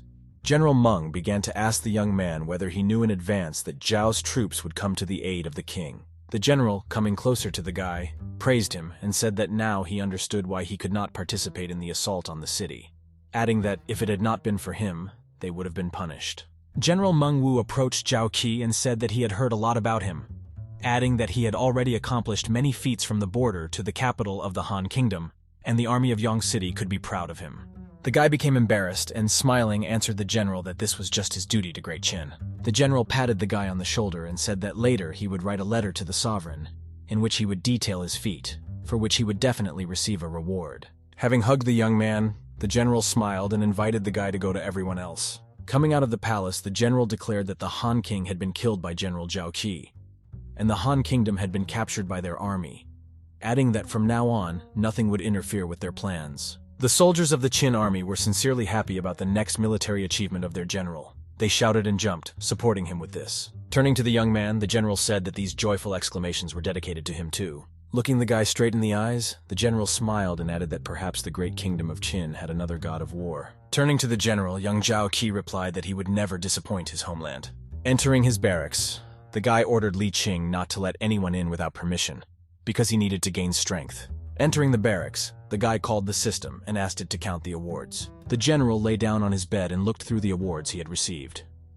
The young man said that if he wants to earn more experience, then he needs to kill more generals and kings. The guy had many awards, but he was very happy with the black rank and high-quality technology. He was looking forward to it. The guy wanted to learn the heavenly origin technique, but because his level was too low, he was unable to do so. Looking at the screen, the guy thought and said that he would be able to practice black rank techniques only after a breakthrough, adding that now he only needed to level up. A system prompt appeared in front of the young man, which said that he could increase 2 levels. The guy pressed the button, thereby giving his consent. After a short period of time, a system prompt appeared in front of the guy saying that he had reached the 7th level and the post-heaven stage of the 7th stage. The guy thought that with the post-heaven stage of the 7th stage, he would now be able to behead any general. The young man extended his hand in front of him, and it lit up with a blue aura. Looking at her, he said that even the supreme ruler of Western Chu could not compare with his current strength. The guy was delighted, and lying on the bed, discussed the awards he had received, saying that they did not disappoint him, adding that now he needed to wait for the reward from the Qin king. The guy thought about the fact that at the beginning of his journey, he wanted to gain power and marry Yan Er, returning to the village. Staring at one point in the ceiling, the guy became sad. He thought about Yan Er and how she was doing there now. Morning. The weather is sunny. Trees are planted everywhere. The Li family's village is visible, surrounded on all sides by a wooden fence. The guy was surprised that he saw a village in front of him because now he should be in his tent. As it turned out, it was a dream. He thought that what he thinks about every day is what he dreams about, adding that he misses home a lot. Walking deeper into the village, the guy heard a scream from behind. Turning around, he saw that it was Yan Er calling him. She was glad to see the young man return. Coming closer, the guy told the girl that he thought about her every day and paid attention to her stomach. The young girl, looking straight into her eyes, said that they would have a child. The lovers hugged, after which the girl said that all these 6 months she didn't even know how he was doing there. But now they had finally met. Even though it was just a dream, the guy didn't want it to end. Unexpectedly for everyone, their happiness was interrupted by a strange sound. The girl pressed herself close to the guy and did not understand what was happening. Looking around, the teenagers saw a huge army. They quickly approached the village and shouted about whether those who called themselves princes and worship generals were nobler than them. As they approached, they shouted that when the sun dies, everyone will die with it, adding that there are only 3 clans left in the country, and they are destroying Qin. The guy heard a strange sound behind him and turned around. A strange black hole was taking away his beloved. The young man moved towards her and, shouting her name, tried to grab the girl's hand. In an instant, the black hole closed and not the slightest trace remained of it. Zhao Qi woke up in a cold sweat. He frightenedly tried to call Yan Er, but no one responded. Putting his hand on his cheek, the guy thought that the dream could be prophetic, and sooner or later Qin would be destroyed, and his highest position would not help him in any way. Having calmed down, the guy sat down on the bed and thought that his strength would still not be enough to repel the attack on the village. Great Qin, Sanyang. The Qin army won a great victory over the Han Kingdom. The Han King was killed by the general Zhao Qi. The Han Kingdom fell. The emperor, reading the package, says that he admires Zhao Qi because he has repeatedly accomplished feats. Having finished reading, the king added that the 7 kingdoms did not change for hundreds of years. But he managed to change the world order, and now the path to the east is free for them. Placing his hand on the map lying on the table, the sovereign added that the kingdom of Zhao would be next. Turning to the people, the king said that General Zhao Qi would receive the greatest reward. The rest of the room supported the sovereign's words. The emperor added that the young man had killed the Han King, so he decided to appoint him general of the military police of the territories of the Han Kingdom and awarded him the title of 12th class. The people in the hall discussed the young man, praising him and saying that all this was deserved. Having heard no objections, the sovereign ordered this news to be immediately sent to the guy. Having bowed, the servants began to carry out the order. The king asked Li Si to stay, and he, waiting until everyone had left, approached the sovereign. The emperor said that he saw the man thinking and suggested that he had some objections. The man refused, and said that he had something in his soul that he would like to share. After a pause, the man said that although the Han Kingdom had fallen, all the officials were still loyal to their king, adding that the marriage between his daughter and the prince would not take place. Bowing, the frightened man said that his daughter had grown up in the estate all her life, and contrary to all his expectations, managed to become related to someone. Placing his hand on the man's shoulder, the sovereign replied that marriage is not something that should be forced into, adding that he had absolutely no interest in such a marriage. Changing his face, the sovereign said, as for the Han officials, he believed that Li Si was afraid of Han Fei's talent and that he would block his path. When leaving, the king said that if a man has thoughts, then it is better to keep them to himself, adding that he will not allow another Liu Bue or Jie Lao Ai among his subjects. This is taboo. Continuing to kneel, the man shouted that he admitted his guilt. He thought he was in a hurry and broke a taboo. Meanwhile, in General Zhao Qi's barracks, the messenger hands the young man a package with congratulations. The young man, looking into his eyes, thanked the messenger. General Meng congratulated the guy with a smile and said that he would now call him General Zhao. The second general added so that the young man would not let the sovereign down. The young man, looking carefully at the bundle, thought that this reward was even richer than he expected. Looking at the messenger, the young man asked him if he was responsible for military affairs. Then who would be responsible for state affairs? The messenger responded by calling Feng Kuji's name. The guy smiled and noticed that the sovereign was very wise.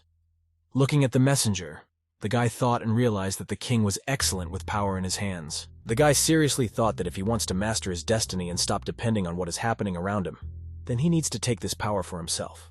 After leaving the barracks, General Meng Wu said that tomorrow they would return to Yang City, adding that now they had to discuss military affairs, and he could be free.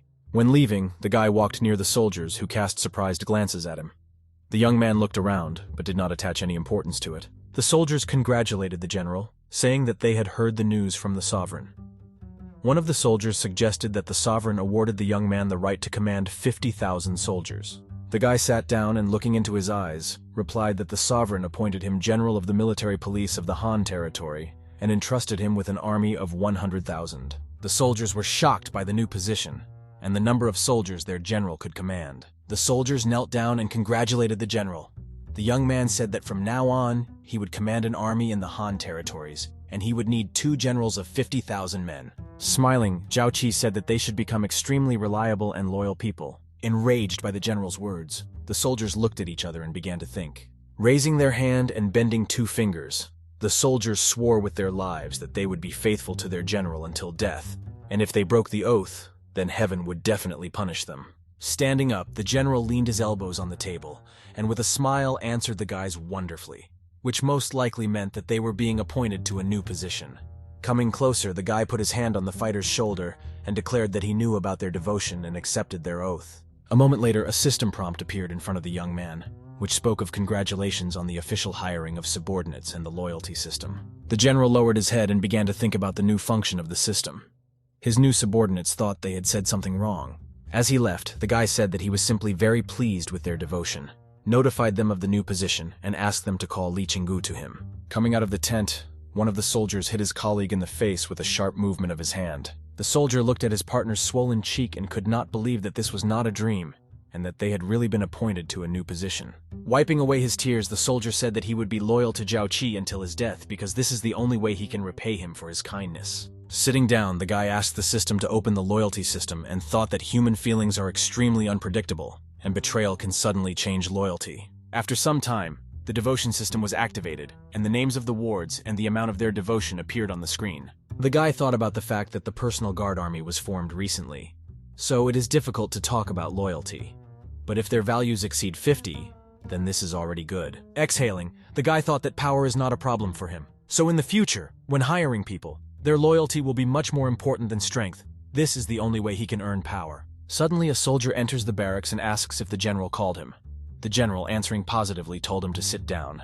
Sitting down, the guy thought that Tu Sui and Zhang Han were acting strangely, as if they were hiding something or joking. The fighter asked what business Zhao Qi called him for. The young man, smiling, replied that the sovereign had granted him the title of 13th class. Due to the new title, the guy could have 1,000 people in his guard. The general asked him to recruit elite fighters for his personal guard, and his only requirement was loyalty to him. Li Qing, looking at the general, congratulated him, and added that he would recruit the most loyal people for him who were ready to take an oath to him. When leaving, the guy said that he would definitely do everything, and moved towards the exit from the barracks. Smiling, the guy thought that although the Han territory is small, millions of people live on it, and the correct selection of fighters for personal security is part of his power. The guy asked the system to calculate the rewards, and it immediately started the process.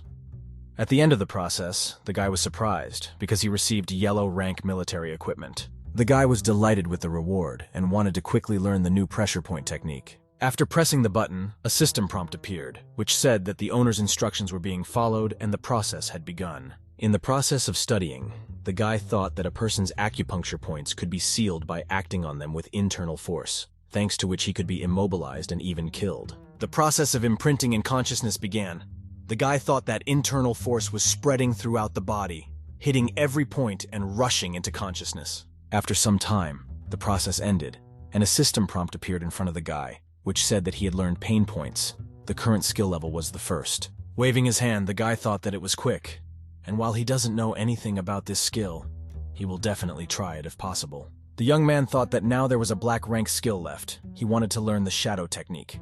By pressing the button, he started the process. Looking at the screen, the young general thought that it was worse than the celestial origin technique, but much better than basic Nigong. And besides, it could be learned without Nigong. The learning process began, and the silhouette of a girl appeared in front of the guy. He added that this technique belongs to the methods of improving assassins and spies. After the end of the process, the guy thought that if he can already practice black rank techniques, then why does he need low rank techniques? After thinking a little, It dawned on the young man that he could divide combat skills into levels and reward his subordinates with them for loyalty, thus increasing it. The guy thought that he would never tell anyone about his fighting skills, because this is the biggest secret in the whole world. But with the loyalty system, everything changed. Sitting in the lotus position, the guy told the system that he wanted to learn to shadow. A moment later, he was illuminated by a golden aura. The guy thought that the day after tomorrow he would begin to conquer the Han territories. All he needed to do was combine the general's heart with the system of loyalty, and he would gain control over the morale of the army.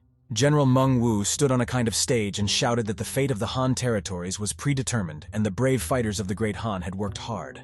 Our hero also stood not far from General Meng Wu. The general said that this time, thanks to Zhao Qi's medicine, their losses did not exceed 10,000. General Meng Wu also added that the sovereign promoted our hero to the rank of military police general and entrusted him with 100,000 army to protect and control the Han territories.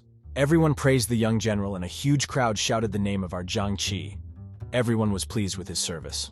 General Meng Tian said that his father was worried about Zhao Qi, but all these cheers indicate that he did his job. Mounting his horse, General Meng Wu said that he was counting on our hero, and also added that although they had captured the Han territories, the kingdoms of Wei and Zhao could attack at any time. Our hero thanked General Meng Wu, bowed to him and said that he would take this data into account. When everyone gathered, General Meng Wu said that it was time for them to return to the city of Yun with victory. He also added that our hero was awarded the rights of a senior general, so he needs to grab onto this. One of the soldiers approached our hero and said that the soldiers whom General Meng had left were waiting for his speech. But the soldier did not understand just one thing. Our hero asked which one. The man asked that although the army that General Meng entrusted to the guy consists of elite fighters, they all lost their military leaders.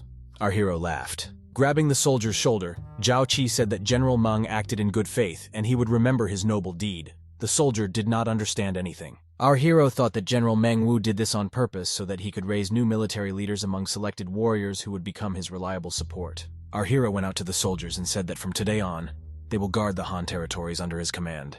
He added that he only has one firm rule. The guy said that those who performed feats would be generously rewarded, and he would protect Great Qin with them, and he would have to give them orders.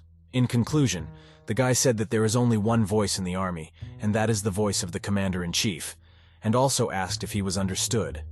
Everyone shouted with one voice that they understood. Our hero thought that from now on he is free to make his own decisions, but this is still not enough. Still not enough. Two soldiers walked towards them and discussed something. They couldn't believe that they were now 50,000 soldiers, and besides, they would also receive the titles of Zuo and Yu Shuzhang. Our hero, smiling, turned to his subjects and said, "Don't they really believe the general?" They replied that they in no way doubted him. Our hero laughed and said that he didn't mean to joke, and also added that he called them on business. In his head, the guy thought about why they were so scared by his joke. Our hero said that during the capture of the Han Kingdom, many fighters accomplished feats and should be promoted in title and rank. He asked these two soldiers to reward the rest. When the soldiers left his room, the guy thought that he would finally be able to use the general's heart. Our hero called up the system menu and began to scour it in search of that very heart of the general. Reaching out to the system menu, the guy thought that he would be able to strengthen the combat power of his fighters by creating a tough and brave army. The guy imagined how strong and powerful his future army would be using the general's heart. Turning to the system, our hero said that he wanted to use the general's heart. The process began. Our hero began to think that merging with the talisman helps to recognize the owner, and he wants to look at the properties of the general's heart. Our hero was delighted and clenched his fist. He said that when he can train and prepare an army of 100,000, he will be able to gain experience for killing enemies through his fighters. He also thought that perhaps by then he would try to attack the Zhao Kingdom, and then he would have only a short time left before the pre-celestial stage. System notifications appeared around our hero, in which reputation points were calculated. Congratulations on achieving fame among 50,000 people, and so on. The guy thought that this was not bad and he could improve his archery and pressure point technique. A system prompt appeared, in which it was written that the art of archery skill had been increased to the 10th maximum level, and it was also possible to fire a hail of arrows. The guy also looked at other similar system notifications and said nothing. Someone entered the room. A young soldier came in. Our hero asked him if he had reported everything. The soldier nodded. The guy answered our hero that all the brothers received titles in accordance with their military merits, and they all agreed with the awards and there were no objections. The soldier added that moreover, he had already found well-trained soldiers to serve as Zhao Qi's personal guard, and also said that within 10 days, a 1,000-strong army would be formed. Our hero said that Li Qing did a great job and added that it was not for nothing that he considered him the most reliable person. The guy bowed and thanked him for the praise. Our hero looked at the face of his subject and thought about something. They looked at each other for several minutes. The young man was not very confident and therefore looked at the floor almost all the time, sometimes glancing at the general.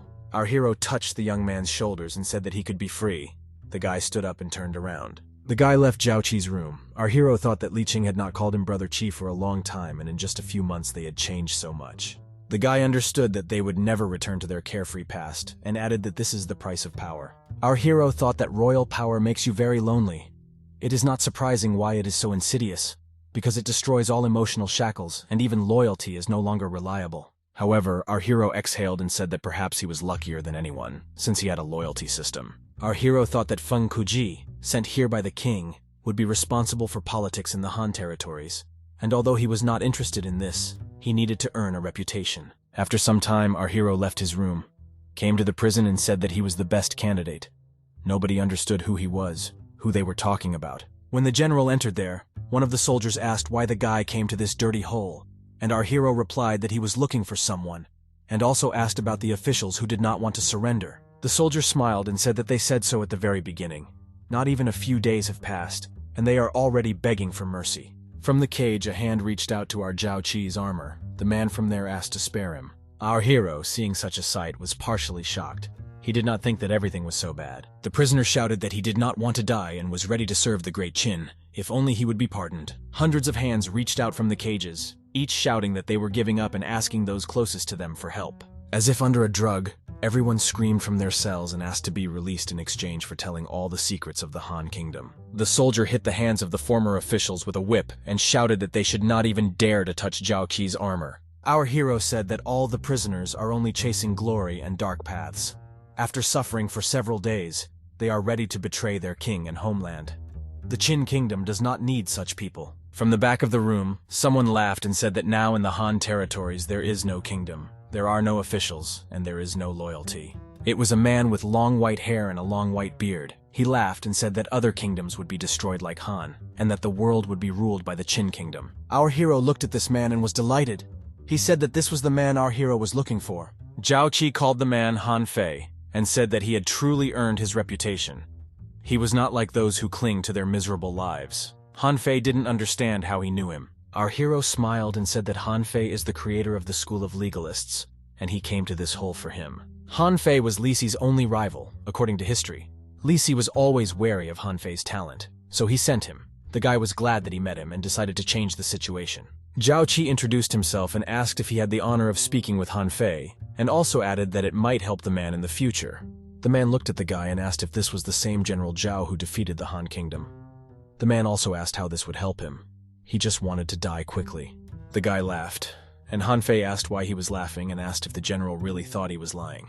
Our hero said that he simply remembered Chapter 5 wormholes from Han Fei's treatise, which says that the world and the state of affairs are changing, which means that the way things are done must change. The guy thought that Han Wei was undoubtedly a genius of his time, but thanks to the accumulated knowledge about history and culture in the modern world, he would not be inferior to a man. Our hero said that the man had long ago recognized the general trend of the world, and, as a result, they had driven themselves into the shackles of devotion.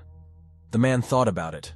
Han Fei said that naturally he knows that Qin is destined to rule the world, and therefore he wants to show his loyalty. Our hero said that if the man dies, he will not see the unification of China, and this is exactly what Han Fei dreamed of, and won't the man regret it? Han Fei objected and asked why he should not regret becoming loyal to the enemy country and live with guilt for the rest of his life. The guy said that he was talking about loyalty to him, so Han Fei would not surrender to the enemy state, and both of them would benefit. The man was surprised. He asked Zhao Qi if he really wanted to seize power in his country. The man began to laugh and say that this was just nonsense. He would definitely surrender to the Qin ruler, and even more so to such an ungrateful, dishonest person as our hero. The guy asked if he would not exchange his life for the mercy of the king. He had no intention of plotting, but he did not want to bow to the royal power and give his life. Han Fei said that he underestimated our hero, and added that he does not want royal power, but a higher position. He is going to achieve this. He also asked what the guy had. The guy showed his finger. Some kind of yellowish aura shone around the finger. The guy said that he had this. And after that, with one of his techniques, our young man touched Han Feiyu with his finger. He felt something strange in his body. After this, the man seemed to be shackled by something from the inside. He fell and could not move at all. They asked him what kind of witchcraft this was. The frightened man did not understand what Zhao Qi did. Our hero said that this is martial arts, and he is the one who has strength that surpasses that of ordinary people. The guy added that killing an enemy is a trifle for him, but if you improve, you can even achieve immortal life. Canceling the dot technique, our hero said that if Han Fei pays him with his devotion, then he will endow him with this power. And in this way, the man will be able to see not only the unification of China, but also the world in 1,000 years. So he asks again if the man is coming to serve him. The man was scared and puzzled. He had not heard such concepts before, and in general, for him, words like martial arts or something similar were the first time. The man thought that he had never heard anything about martial arts, and how could he know that our hero was not lying to him? Our hero thought that the man was truly an unyielding person, but he still began to relax more and more after all his speeches. The guy thought that he needed to show his strength to Han Fei. The guy instantly destroyed one of the walls of the prison with his usual blow of the sword against the wall. Han Fei was so surprised that he believed in the general's magic, and also thought that with such power no one could be an obstacle, and therefore it was not surprising that he was not afraid of the king. The man asked if the guy did not want to bow to the royal power, but would he resist the king's mercy? Our hero said that in this troubled world he would like to have freedom and security if the king does not interfere with him, and he does not resist the king. Han Fei emphasized and said that the guy understands much better than she does, and even with such power, he did not forget about justice and honesty. Han Fei fell to his knees and said that a good bird is picky about trees. I want to serve everyone faithfully. Our hero smiled and said that the man would not regret his choice at all because by doing so he was saving him from the history of the abyss. After all these things, the guy went outside and thought that he had to work hard to subjugate Han Fei. The guy opened the system window and asked the system what Han Fei's loyalty was. A system prompt appeared, which stated that Han Fei's devotion was 75 units. Our hero was surprised by this, and said that such a person is worth his weight in gold. A young soldier came running with a report and said that some man near the palace was asking to meet with him. The soldier said that he did not know, but this man was from Xianyang and he had a travel certificate. He said he wouldn't say anything, until he sees the general. Our hero thought that perhaps it was Feng Kuji who is in charge of political affairs, who arrived. But something doesn't add up with the timing and we need to find out everything. Meanwhile, our hero arrived at the meeting place with a mysterious guest. The soldier shouted that General Zhao Qi had arrived, and the guy himself asked who wanted to see him. It was some man who introduced himself as Wu Da. The man immediately began to be rude, saying that he had been waiting for our hero and said that he was an employee of the judicial department. Our hero said that the man is Li Si's man, and therefore it is not surprising why he is so impudent. But Zhao Qi himself does not obey him, and therefore the man there is not under his protection. The man folded his hands and bowed. In his mind he thought that this Zhao Qi was indeed strong-willed, but if he were in Xianyang, he would have nothing to fear. The man apologized. He said that he came here at the request of Mr. Judge. Our hero said that he obeys the army of the city of Yong and guards the Han territories on behalf of the sovereign.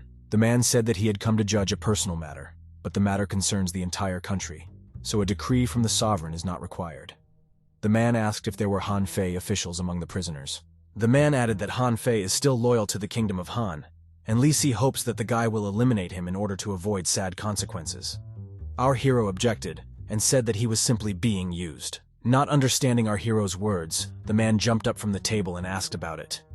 Our hero slammed his fist on the table and said that Han Fei was already loyal to him, and how could he kill his support? The guy also added that the man would not have the opportunity to convey these words to Li Si. At that moment, Li Qing came in, to whom Zhao gave the task of taking the man out of the city and dealing with him. The guy began to take the man away, and he shouted that he was an assistant judge and our hero could not kill him. And in general, there was no point in going against Li Si for the sake of some traitor. Li Sin slammed his fist into the man's face as hard as he could. He immediately shut up, and blood was pouring from his face. Watching the body of a subordinate judge being dragged away, our hero thought that he did not want to become Li Si's enemy, but since Han Fei is on his side, he is forced to oppose him. The guy looked proudly into the sky, and then confidently declared that now the position of Li Si, the chief advisor, is doomed. Meanwhile, Yun City, the village of the Li family. A fairly large detachment of soldiers arrived. The old man asked what happened, and in response the soldier asked if he was the headman of this village. The soldier said that they had come with victory, and on the orders of General Lapan Zhuang, he would read out the news about the soldiers from Li village. He also said to quickly call all the villagers, Having opened the list, the soldier began to read that the guys from the village fought with courage and bravery. Now he will read out the list of the dead. Li Kun, posthumously awarded the 4th class title. His parents fell to their knees and began to cry over the loss of their son. Li Lin, posthumously awarded the 6th grade title. A pregnant Yaner came out onto the street, but she did not listen and went out to find out the news. She said that she wanted to hear with her own ears. The man finished and said that the list of the dead had been announced, and now he would read out the list of those named. Yaner and the aunt were glad that Zhao Qi was not on the list. The girl said that it didn't matter about the awards, and the main thing for her was that he was alive. Li Qing, 9th class title, holds the position of commander of the general's personal guard. Salary is 450 dans. The aunt praised the guy for this. Li Da, 8th grade title, 10,000th rank, salary 400 dan. The women discussed that Li Da was also a great fellow. Yaner listened silently. Turning to General Pan, the soldier said that the list had been announced. The general said that everything was fine, and it was time for them to return to Yun City. The frightened girl was surprised, and asked herself why her brother Qi was not on this list. The soldiers were about to leave, when a frightened Yaner ran up and said that her husband was supposed to serve with Li Qing and Li Da. Why was he not on the list? General Meng Tian's assistant, Pan Zhuang, was very surprised, and asked if her husband was really serving with Li Qing and Li Da. The girl looked at Pan Zhuang with surprised, frightened, and desperate eyes. She said that she was serving. The man said that this couldn't happen as far as he knew. When Zhao Qi went to serve, there was no one else left here. The man wondered if this was Zhao Qi's house. The girl began to cry, and the villagers said that Yaner was pregnant by Zhao Qi, but they were not married yet. Zhao Qi went to serve to gain fame and marry her. Everything was confirmed. Pan Zhuang made a very strange, serious, or angry grimace. He was thinking about something. Everyone was scared. After these words, Pan Zhuang began to dismount from his horse to say something to the people. Everyone watched in surprise. The frightened girl asked if something really happened to her husband during the war. If something really happened to him, Pan Zhuang and all the other soldiers bowed to the girl.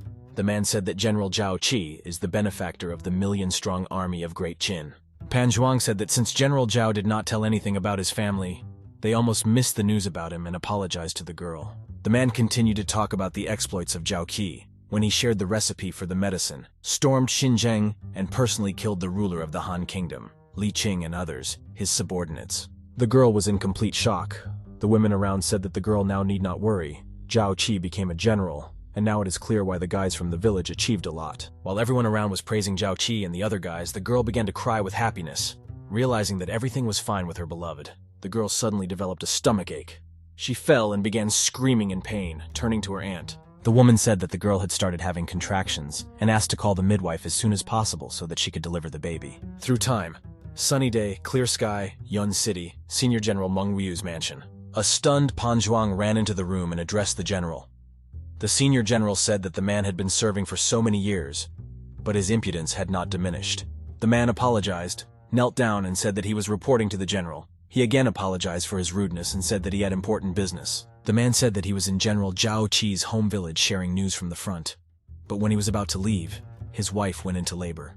The generals were surprised. General Meng Wu asked again in shock. He couldn't believe that the guy already had a wife and she was giving birth. Pan Zhuang said that everything was correct, and General Zhao did not notify his family in advance. The senior general told the man to listen to his orders. He told them to prepare clothes and valuables, 500 guards and maids, and then sent them to Li Village. Night. The weather outside is clear. The clouds almost do not cover the huge bright moon, and then everything is bright outside. General Meng Wu and his son came to Li Village. The elder bowed and greeted the general. The general said that it was possible without formalities. The old man said that General Zhao's fiancée is now in the house opposite, and she just gave birth to twins. They are doing well.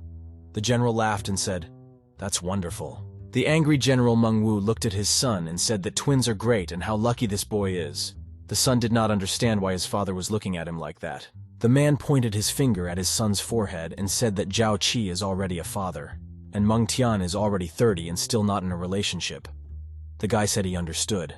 Meng Tian got ridiculously angry and thought that Zhao Qi had children out of wedlock, and he was turning out to be a Liula, and our hero would owe him a drink. They opened the curtain in the room and said that the senior general and General Meng had come to see the girl. The girl who was sitting with small children asked to invite the generals to her room. General Meng Wu told the girl not to strain herself because she had just given birth. He said that since Zhao Qi was his subordinate, she could call him uncle and his son brother. The girl was flattered and embarrassed that she had an uncle and brother. She was in a little shock.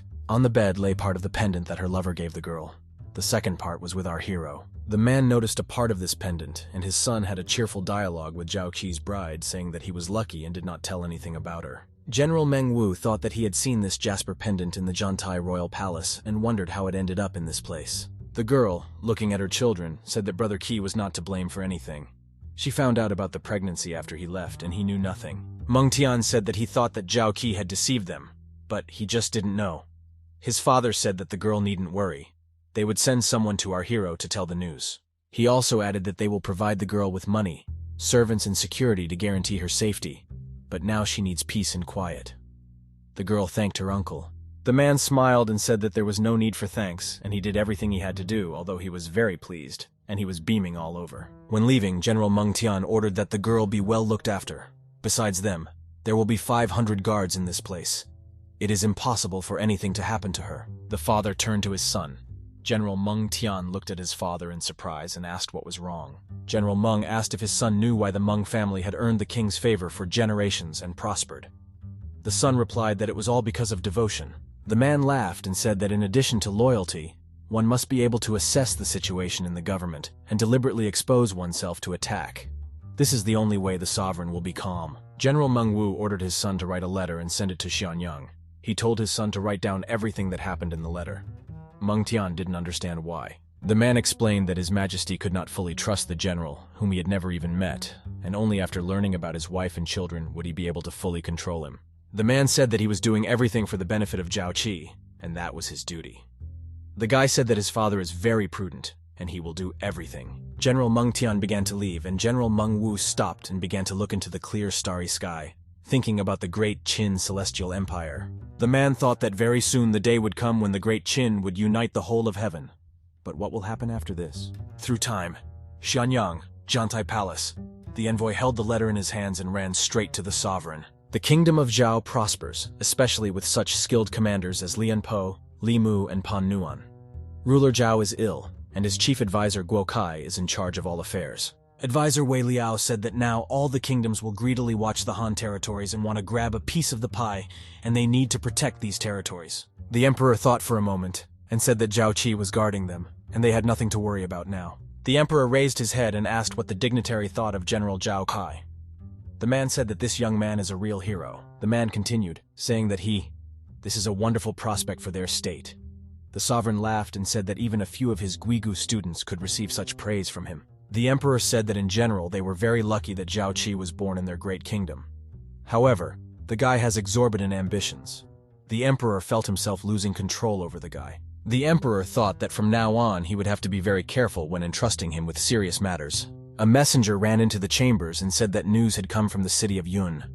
The emperor told him to report. Reading the message, the sovereign praised our hero. He said that the guy is great, so young, and already has a bride and 2 children. The emperor waved his hand and said that General Meng had given him excellent guarantees of Zhao Qi's loyalty, and therefore he shouted that he should be rewarded. The emperor wondered where he had heard this name, Li Yan-er. One of his subjects said that Li Si's daughter's name was also Yan-er. She was about to have a wedding. The emperor was surprised that this was Li Si's daughter, and thought about it all. He was interested in figuring it out. The sovereign thought that although Zhao Qi is a variable, he never thought that the thread that could control him would end up in the sovereign's hand. Also, the joyful sovereign gave the order that he would announce the wedding of Zhao Qi and Li Yan-er. He said that 2 princesses of the Han Kingdom should be selected as concubines for Zhao Qi. The sovereign also added that 50 of the best maids should be selected for Li Yan-er, 1,000 horses, and 1,000 gold pieces. The subject understood everything, and said that everything would be ready soon. The man said that such generous gifts show how important Zhao Qi is to the king, and the guy should serve the country faithfully. The emperor was no longer afraid of our hero's infidelity. The sovereign said that if there were doubts before, now we should just wait, and if Zhao Qi is an honest person, then he will not do anything stupid while he is protecting the Han territories. Feng Kuji should have already arrived there. Let's see how he handles the situation. Xinjiang, residence of Zhao Qi. A man came in, bowed to our hero and said that Sir Han Yi has arrived. Zhao Qi said that it is possible without formalities. Our hero smiled and said that Han Fei quickly cleaned himself up after prison, and also asked him to sit down. Han Fei thanked his master, and after that he sat down on a chair that was not far from where Zhao Qi was sitting. The man asked on what errand our hero called him, to which Zhao Qi said that he just wanted to talk to him and that's all. The guy said that he heard that Han Fei and Li Si studied together, and also asked about their relationship. The man smiled and said that they always respected each other and they were also good friends. Our hero said that although Han Fei is very talented, he is also very naive, and when he considers Li Si a friend, he's in the opposite mood towards him. The man did not understand anything, and then asked what his master was talking about. Our hero said that he would be honest, and a few days ago Li Si sent a man. This man was not sent to put in a good word for Han Fei, but to kill him. In surprise, the man jumped out of his chair and asked why Li Si would kill him. He did not understand anything. Our hero continued to sit calmly on the chair. He asked his subject if he thought that Zhao Qi was deceiving him. Han Fei was completely shocked. He didn't know what to answer. The man said that his master had no reason to deceive him. The man said that he does not understand why Li Si would do this to him, despite the fact that he considers him his friend. Our hero stood up and said that, of course, this is all for his own benefit, because Han Fei is very smart, but he doesn't understand people at all. Approaching the subject, our hero said that Li Si clearly sees Han Fei's talent, and therefore is afraid that he will have to fight with him for power if he becomes part of Qin. The man held his head and laughed. He said that our hero had correctly noticed, and he was very bad at understanding people. Making a serious face, our hero said that it was not too late to make sure of this, and that is why he warns his subordinate, because the most terrible thing in this world is not weapons, but people. Han Fei bowed to our hero and said that he was very grateful for such a warning, and also added that he would stay away from Li Si. Our hero asked if Li Si wants to kill him, then why keep a distance from him? Our hero asked if Han Fei really didn't want to compete with Li Si.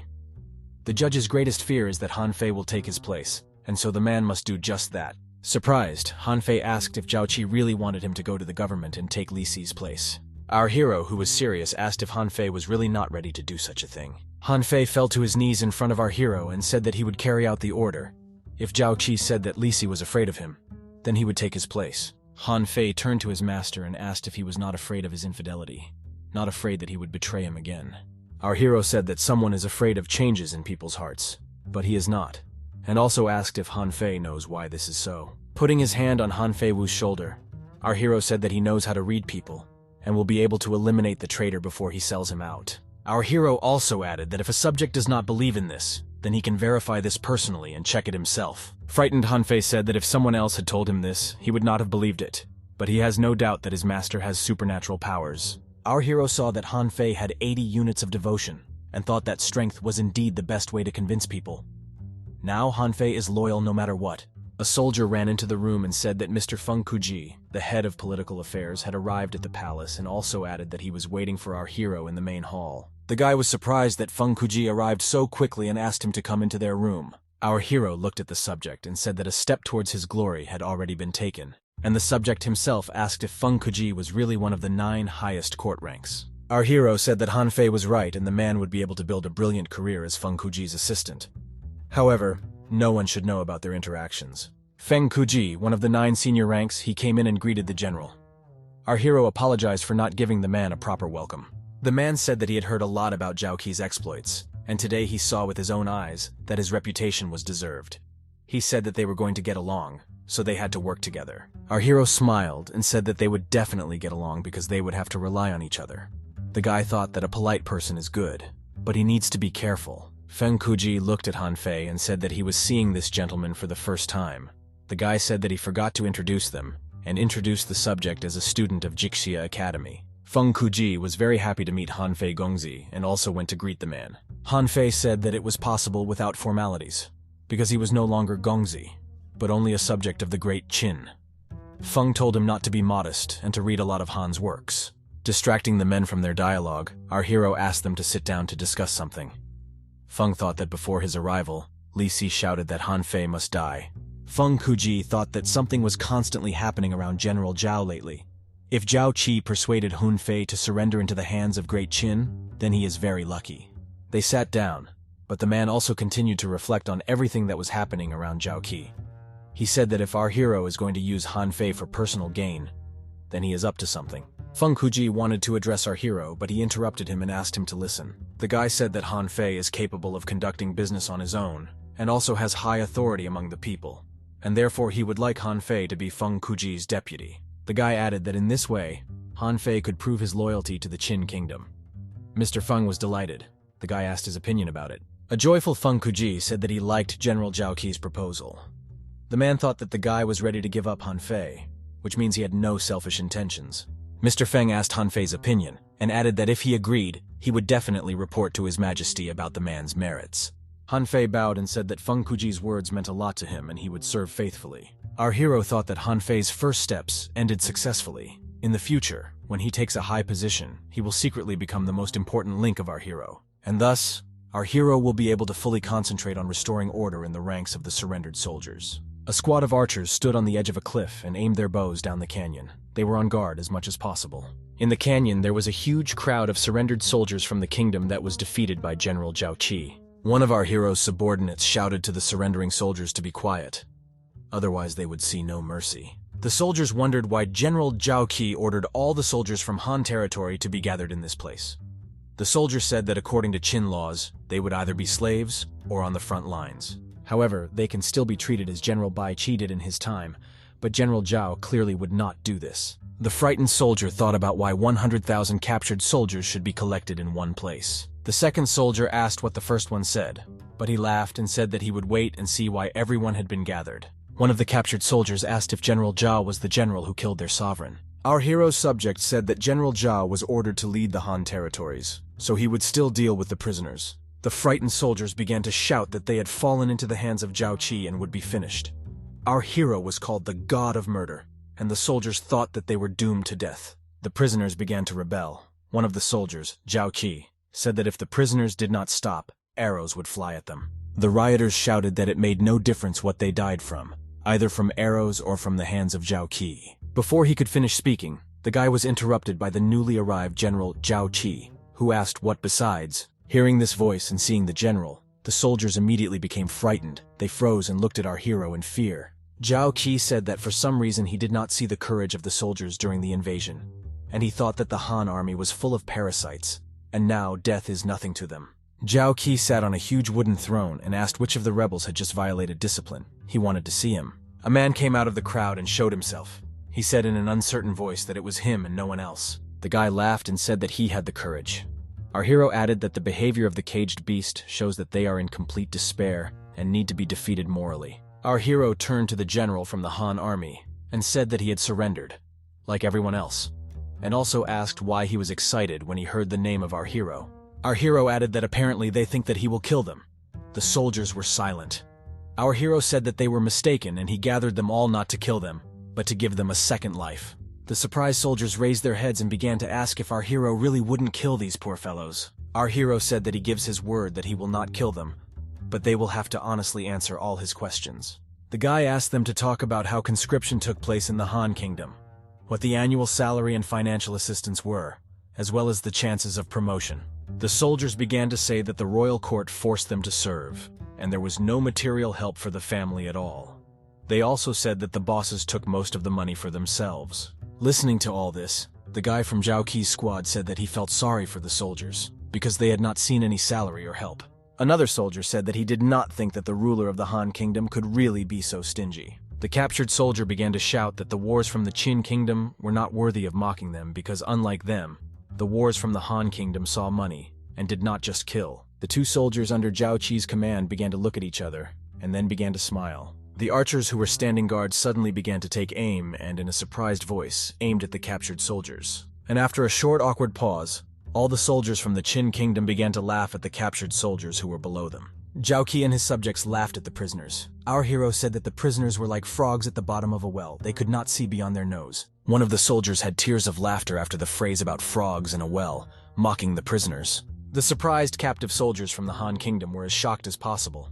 They looked at the laughing enemies and asked if this was not so. Zhao Qi said that this was very funny and asked his subjects to tell the prisoners how their army worked. The first soldier said that according to their laws, all men are obliged to enlist, but the period is only 6 months, and after that they can leave. No one is forced to serve. The second soldier, grinning, said that each soldier is paid an annual salary, regardless of age and rank, and in the event of death, the soldiers' families are provided with financial assistance. Hearing this, the captured soldiers were very shocked. They did not know how things really worked in the Qin Kingdom. Our hero asked that if they were all forced to serve, then where would they have such strict military discipline? A smiling Zhao Qi and his servant stood over the prisoners and smiled. Our hero said that all the prisoners were deceived. Putting on a serious face, our hero said that by killing enemies and performing feats, in their great army, everyone has the opportunity to receive a title, no matter a poor or rich person. The prisoners shouted that they had never heard of such a thing, and also said that before killing them, General Zhao Qi decided to humiliate them. Our hero said that the Qin kingdom is invincible because it has achieved what other kingdoms have not achieved. The guy said that 6 months ago he was a boy from the village, and now he is a general. Everyone supported the young general, and the guy himself said that he had neither connections nor wealth, and he earned his title by performing feats, relying only on his entourage. Our hero shouted that the Han soldiers did not even dare to dream of such a thing. This is the mercy of the people of the great Qin dynasty. The captured soldiers fell to their knees in despair. They did not understand how the royal court could deceive them, and what they should do now. The soldiers from the Han kingdom began to be upset that they were born there. They understood why the soldiers of the Qin dynasty were so brave, and said that they too would fight to the death there. Our hero understood that he had already broken the entire enemy, captured army, and all that remained was to finish the game. The guy stood up and laughed.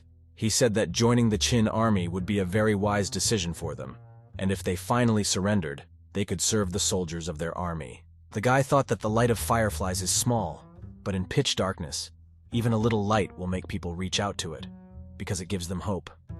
Now, 100,000 soldiers are in darkness. Our hero stood in front of the prisoners and said that according to the laws of the Great Qin, they would either be made slaves and sent to hard labor, or join the army of prisoners on the front line. Both options mean death. The soldiers listened very carefully to our hero, and he said that he would give them another opportunity. The soldiers asked each other in surprise that they would become part of the regular Qin troops and would not be made slaves. They were in shock. One of the subjects said that this was simply unheard of, and suggested that the general think it over again, because when this was reported in Xianyang, he was afraid that the king would demand an explanation from our hero. Our hero waved his hand and said that he was very valuable to the sovereign, and he was sure that His Majesty would support the guy. Zhao Qi said that the territories of the 7 great kingdoms belong to the people of Yandi and Huangdi, so the sovereign wants to unite them, and if he is brought to justice, he will accept punishment. Our hero shouted to the captured soldiers to answer his question. He asked if they were ready to serve the great Qin dynasty faithfully. The soldiers rejoiced and shouted that they accepted the mercy of General Zhao Qi. The soldiers were very happy. The soldiers shouted that they swore allegiance to Great Qin and were ready to follow General Zhao until his death. Our hero was delighted and thought that he now had as many as 100,000 soldiers in his hands. The guy waved his hand and with gestures of his left hand asked the army of soldiers to calm down and keep quiet. The soldiers stopped shouting and stopped. They formed a formation and began to listen carefully to our hero. Zhao Qi said that he gave the soldiers amnesty and the opportunity to serve in the Qin army. Risking everything he had, he hoped that his subjects would appreciate it, because such an opportunity only comes once. Zhao Qi told the soldiers to remain faithful, otherwise their entire family would be executed for mutiny. The men shouted that they were loyal to Great Qin no matter what and were loyal to the general. Our hero asked his subjects to prepare lists of soldiers and include them under Zhao Qi's command. His subordinates were happy that their general was incredibly brave and smart. He so easily managed to get an army of 100,000. One of the soldiers also added that now each of them will command 100,000th army. The soldiers continued their discussion and said that it can be said that this is just the beginning of their career under the command of General Zhao Qi, and as long as they are loyal to him, they will reach heights. Our hero stood in front and said that now he has an army of 200,000 under his command. In the future, he will receive countless experience points on the battlefield. The guy thought that very soon he would be able to reach the pre-heaven stage. When the guy approached his territory, he saw a beautiful white horse without a rider. Our hero was very surprised, because it was the war horse of the Meng family, and the guy did not understand what he was doing here. The general approached his subordinate and asked if General Meng had sent someone while he was away. Senior Pan ran towards our hero and shouted that Zhao Qi had done a great deal and he was to blame. Our hero looked at the man in surprise. He could not understand where the elder Pan was from in this place. The man clenched his fist and said that he had come to teach the guy instead of the generals of the Meng family and asked if he knew what he had done. Our hero did not understand anything and decided to ask questions. Senior Pan hugged the young man and said that at the beginning of his service, he did not say that he had a bride and added that she was Li Si's daughter, who was also pregnant. Our hero said that he really has a fiancée, but they are not engaged to her, and moreover, she is not Li Si's daughter. The man asked if the guy really didn't know anything, or was he just pretending to be a fool? The man handed the letter from General Main to the guy and told him to read it himself. Our hero was surprised that it was very mysterious. The guy opened the letter, read it for several minutes, and then dropped it and screamed like a little child. The guy was shocked that his beloved Yaner gave birth to twins. The elder Pan laughed and called our hero lucky. The guy, rereading the letter, said that his dream had come true and the girl gave birth. The guy thought that he had promised to protect the girl, but in the dream he was not there in difficult times. The guy shouted and ran to the exit. He told Li Qing to prepare the horses because our hero was returning to Li Village. The man ran after the guy and said that it would take a month to travel there and back, and the guy couldn't give up all his business. The guy said that the man was right and our hero was forgotten. He could not return due to the large number of cases. The Han territories were recently conquered, and other kingdoms could attack at any time, and if he left his post now, there might be unrest. In that dream, the guy saw not only happiness, he also saw death for what could happen here. Not only he could be held responsible. Our hero was mired in thoughts and thoughts. He did not understand how he could ensure a calm and serene life for Yaner. Elder Pan said that the young man almost made the worst mistake possible. But the man added that General Meng arranged everything as soon as the guy's bride gave birth, and even reported this to His Majesty. With the sovereign's salary, the guy won't have to worry about the girl. The guy was surprised that General Meng had done such a thorough job. The guy realized that the general not only kept Yaner safe, but also helped him gain Yingzheng's trust even more. Our hero knelt down and said that he would never forget the kindness of the Elder Pan, and also added that the man thanked the two Meng generals for him. The guy said that he didn't expect Yaner to be Li Si's daughter, and also asked if he knew about the birth of children. The man started a conversation on this topic. Senior Pan said that although he didn't want to say it, sooner or later the guy would have found out everything himself. 6 months ago, Li Si abandoned his daughter and drove her away, if not for the residents. The man continued that if it weren't for the residents, the girl would not have survived. The enraged Zhao Qi said that she was his own daughter, and how could he treat her so cruelly? They say that Li Si wanted to marry the girl to Fu Su, and even the sovereign himself approved of their marriage. But who would have thought that out of everyone, our hero would get ahead of them, and in the end, the girl angered her father. Our hero thought about the fact that he even thought of leaving our hero alone, but now, the man asked our hero not to do anything stupid.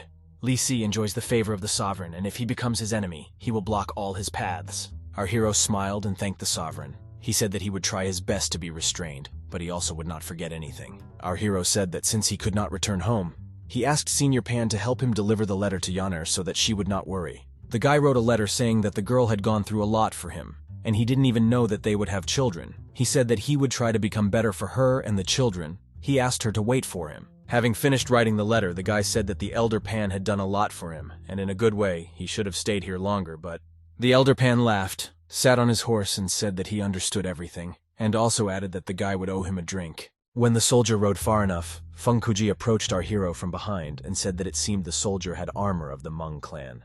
Our hero turned his head back, and Mr. Feng and Han Gongzi were standing there. The guy began to explain. It was General Pan Zhuang, and he was really in the service of the Meng family. He came to deliver a letter to General Zhao Qi that his bride had given birth. The gentleman congratulated our hero on such news, and said that usually at this time General Meng was in a hurry to report to Xinyang, so he sent someone to the young man. Our hero asked Mr. Feng where he and Mr. Han were. The man smiled and said that he needed to regularly report to the sovereign about local affairs. The guy understood that he had just amnestied the surrendered soldiers, and Feng Kuji immediately reported this. After all, he had violated Qin laws. But what would the sovereign say? From behind, Han Fei waved his head. Our hero realized that everything seemed to be okay. The guy also thought that Han Fei was his trump card, and the day would come when he would deprive Li Si of power. A month later, Zhantai Palace. The carriage! The man shouted that how could a guy even dare to rewrite the laws of the Great Qin, and gave amnesty to the surrendered soldiers. Sitting in the carriage was Li Si, who shouted that despite all the military achievements of Zhao Qi, he would not live this time. Li Si asked whether Mr. Feng's report was delivered to the palace. The servant replied that yes, and also added that the sovereign gave the go-ahead for the marriage of Yaner and the general. So does he want to be Zhao's enemy? An angry Li Si said that he didn't care. His daughter betrayed him, and he lost the opportunity to become related to Fu Su Gongzi. Zhao Qi has long declared war on the judge, and he will not tolerate it. Wu Da went to Han territory and disappeared without a trace. And then Han Fei suddenly became a Qin official. All this was the work of Zhao Qi. Li Si said that if he wants to stop Zhao Qi, he will have to shut up General Meng first. He is now in Xianyang with a report, and as soon as he accuses him, the general will intercede. Meanwhile, the two great generals looked at each other and shouted and also strained. The generals shouted that whoever surrenders will be a coward, and they continued to shout and do something. What were they doing? It was an arm wrestle between General Meng Wu and General Huan. The men were serious. The judge came up and asked what was happening here and why there was so much noise in such a crowd. One of the subordinates said that this is the tradition of General Meng Wu and General Huan, and also added that they immediately begin to measure their strength as soon as they meet. One of the generals won. It was General Meng Wu. The man, using all his spirit and fighting power, was able to defeat General Huan. Meng Wu laughed and said that apparently the second general was serving well in Lantian, and added that he had completely become frail. Huan was angry and screaming. He asked for revenge. General Meng Wu refused revenge, and looking at the sky, said that his soul was very good and got ready to leave. General Huan said that he would show Meng Wu all his strength. Li Si approached General Huan and asked him not to be angry. He said that after all, General Meng Wu was in the prime of his life. General Huan did not understand what the judge was talking about, and from his facial expression one could understand that he was not very interested in this. Li Si said that they are both first-class generals of Great Qin, but he is afraid that the situation has changed today. The judge said that Zhao Qi from Yongcheng is now the center of attention, and he is also highly regarded by General Meng Wu. And if Zhao gets promoted this time, then Meng Wu will benefit. The judge also hinted at the position of General Huan and chuckled quietly, maliciously under his breath. Li Si thought that Huan was just a naive and simple-minded general. He just needed to speak out against Meng Wu. None of Li Si's enemies had survived yet. In the sovereign's hall, everyone began to greet His Majesty, but the man himself said that they needed to get down to business. Laughing sarcastically, Li Si thought that even with Meng Wu's protection, Zhao Qi was in danger of death. The emperor asked the officials what they thought about Feng Kuji's report regarding the Han territories. Li Si said that General Zhao went against the laws of the Qin dynasty by giving amnesty to the surrendered Han soldiers, and he crossed all boundaries, and also asked the sovereign to punish him properly. General Meng Wu shouted from behind the judge and said that he was very mistaken. The man said that although Zhao Qi acted somewhat differently, slaves could be pardoned for their merits. Li Si said that Zhao Qi equated the surrendered soldiers with the brave fighters of the Great Qin army, and also assigned them a salary. And this is already a serious crime. General Meng Wu asked the judge to answer the question whether he had heard about management mistakes or financial difficulties in the Han territories since Zhao Qi began to manage affairs. General Meng Wu said that the judge was a disgrace and was talking nonsense. He became very angry and asked how a general could be rude to a high-ranking official. The emperor continued to observe the dispute between the judge and the general, who defended their points of view and spoke in turn some facts. But the judge suggested that they find out Huan's opinion. Tired of all this, the sovereign said that this was a reasonable decision and asked General Huaiyan his opinion on Zhao Qi's actions. Li Si believed that he had already won, because Huan and Meng Wu could never get along with each other, and then Huan would be on the judge's side. General Huan said that Zhao Qi acted arrogantly, but General Huan said that he believes that our hero's method not only ended the riots and mutinies among the surrendered soldiers, but also swelled the ranks of the army. So he recommends the implementation of this method. Li Si was shocked that General Huan supported General Meng Wu, and therefore he stood in a stupor. General Meng Wu pounded his fist on General Huan's chest, laughed and said that his insight was impressive. General Huan said that he was doing everything for the good of Qin. Looking at Li Si, General Meng said that Li Si was petty and selfish. He thought he could turn the Huan against him, but underestimated their loyalty to Great Qin. The emperor, holding the report in his hands, said that he had listened to his subordinates and was now ready to make his own decision. He said that the words Zhao Qi conveyed could win anyone's heart. All the high-ranking subordinates began to be surprised that Zhao Qi not only knows how to wage war, but also knows a lot about the history of the Celestial Empire, and they were also glad that he served Qin. Li Si was surprised. The emperor stood up and said that our hero said that he was ready to bear the punishment alone, and this highest sense of duty, his intelligence, fortitude and knowledge did not let the ruler down. The subjects who stood below nodded their heads and said that the sovereign had made a very wise decision. The sovereign also added that Zhao Qi was able to lure Han Fei to their side, and with his help they would gradually take control of the Han territories. And this is another achievement. Qin Shi Huang looked at Li Si and said that the judge occupies a high position, but does not notice talent at all, and his opinion is biased. The emperor added that he was very disappointed. Li Si began to bow and apologize. He said that he was only defending the sacred laws of Great Qin and expressing his loyalty. General Meng Wu laughed and told the judge to do his job because his attempts to interfere in military and political affairs were simply ridiculous. The sovereign said that he entrusted Zhao Qi with the military affairs of the Han territories, and he trusts him. That army will belong to our hero, but this will not happen again in the future. The emperor thought for a moment and said that Wang Jian was now commanding the border troops, and also added that he assumed an attack from the kingdoms of Zhao and Wei. The man added that he need not worry because the Han territories had Zhao Qi. He also added that the Han kingdom had already fallen at the hands of their Qin kingdom, and the next target was Zhao and Wei. The subjects began to bow and praise their sovereign for his wisdom. They said that they would be with him until the very end, and together they would unite the heavenly kingdom. Qin Shi Huang turned away and said that that was all he wanted to discuss today, so everyone could be free. Li Si was left alone and turned to the sovereign. He said that his daughter Li Yun-er and Zhao Qi are not yet married, and she is in poverty in Li village, so she needs to be transferred to Xianyang. She needs care. The vile Li Si thought that if he cannot get rid of our hero, then it is best to take for himself what is dear to him. He said he was very worried about his daughter. General Meng Wu thought about how vile Li Si is, who wants to take advantage of his daughter's position, and objected to the sovereign not to listen to him, because his daughter would not be safe with him. Li Si objected that he, as a father, wanted to return his daughter and grandchildren home, and General Meng Wu began to ask to listen to him. In turn, General Huan said that these are family matters, and they should not interfere there. General Meng Wu told the whole truth about what the father did to his daughter, and if it weren't for the kind people from the village, she would have died long ago. The emperor was shocked by such news, and General Meng Wu added that now Zhao is defending Han territories, and Zhao and Wei can attack, and how can a guy fight when Li Si's relatives are held hostage? General Huan said that after this, Li Si could not call himself a father, and the judge himself began to accuse General Meng Wu of lying. But the general said that this was the truth, and the residents could confirm it. Li Si started shouting, asking what was the matter, saying that these were his family's affairs. General Meng Wu said that as long as he was alive, no one would dare to harm Zhao Qi and his family. The sovereign, tired of these showdowns, asked his subordinates to stop shouting and said that although this had little to do with him, however, the emperor continued to say that he did not like to forcibly separate lovers. The judge separated our hero and Yun-er, and then abandoned his own daughter. This is unforgivable.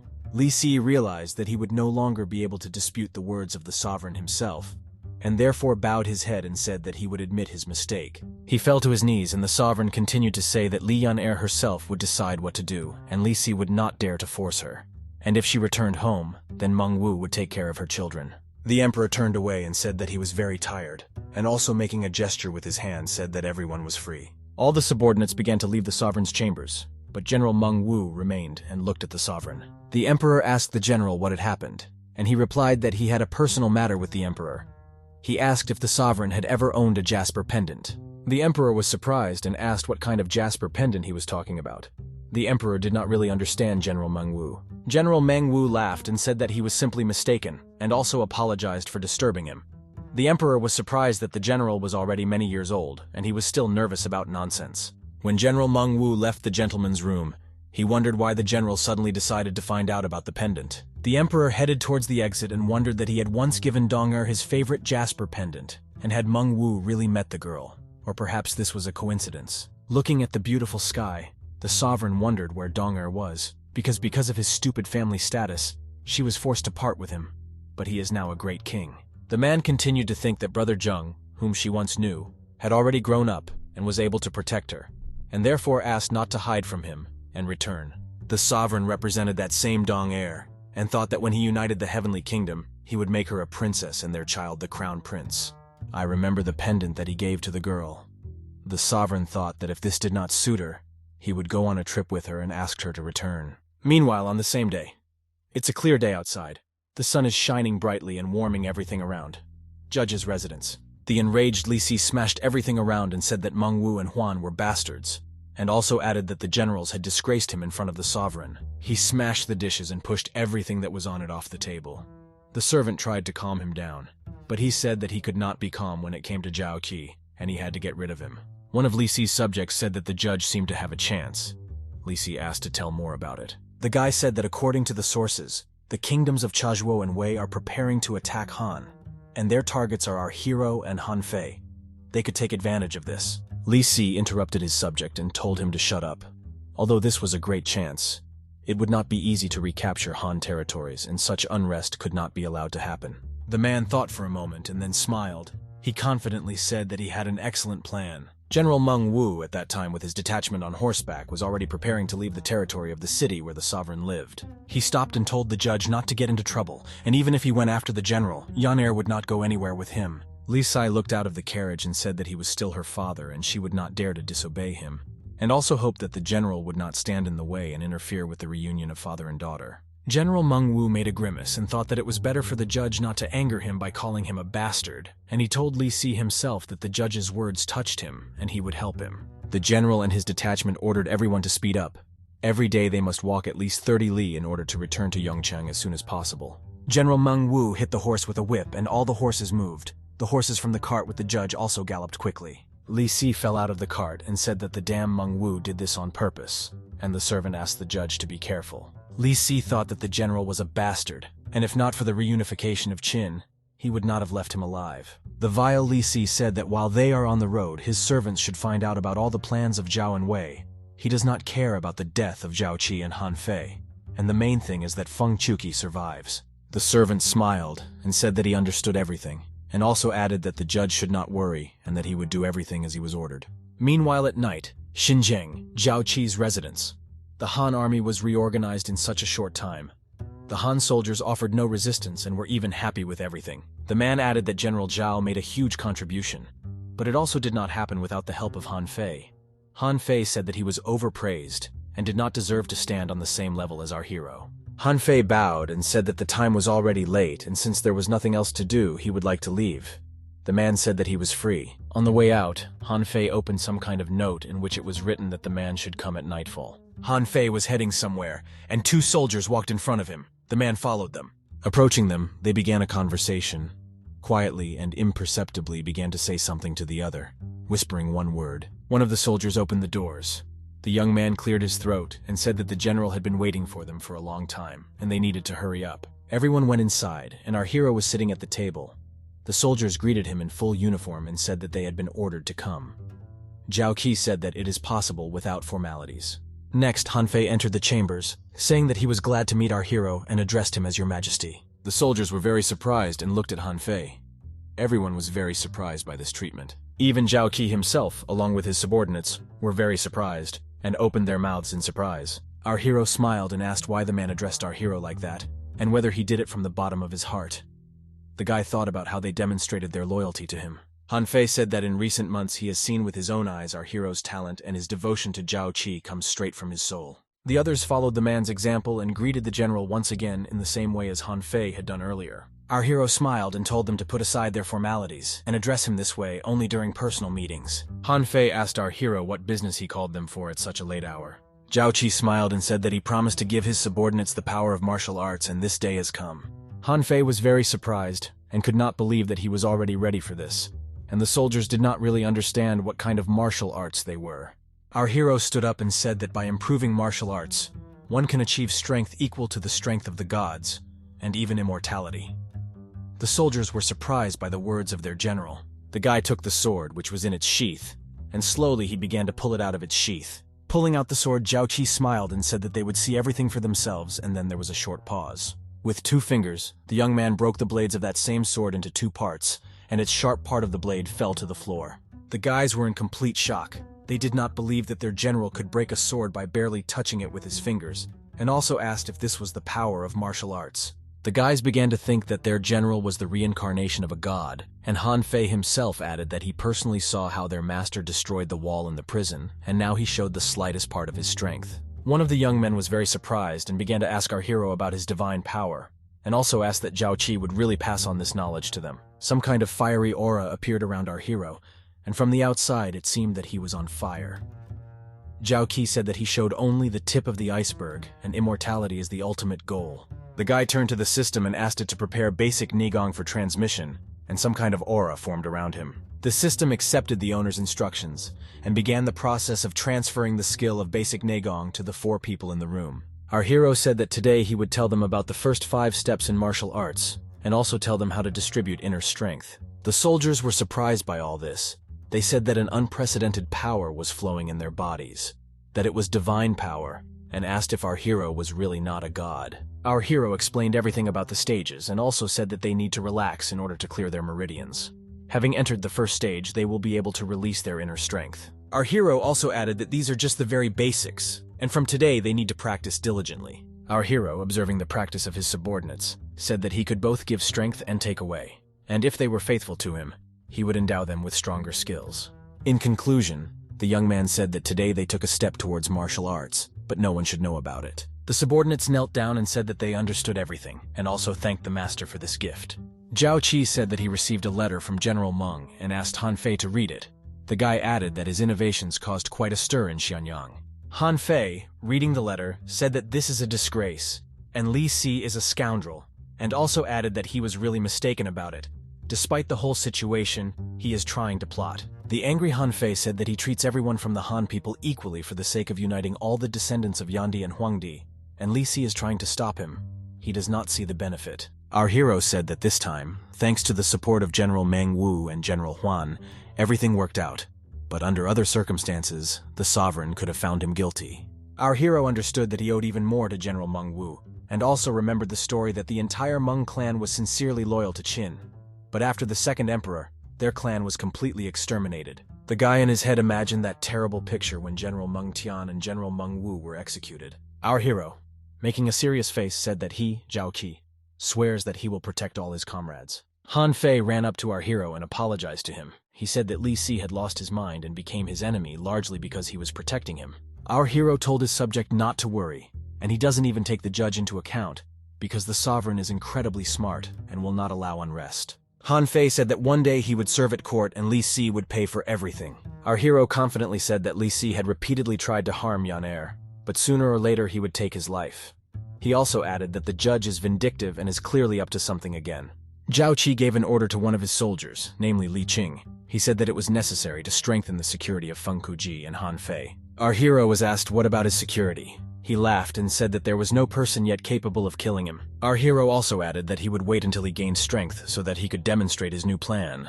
Zhao Qi opened the doors and invited his subjects to follow him so that they could see everything for themselves, and also ordered Li Qing to show the way. Meanwhile, it's the middle of the night. The bright moon peeked out from behind the clouds and illuminated everything around with its white light. It was some kind of stone cave in which stood a whole crowd of soldiers from our hero's army. The young man waved his hand and turned to our hero and said that he had selected 200 elite soldiers especially for him.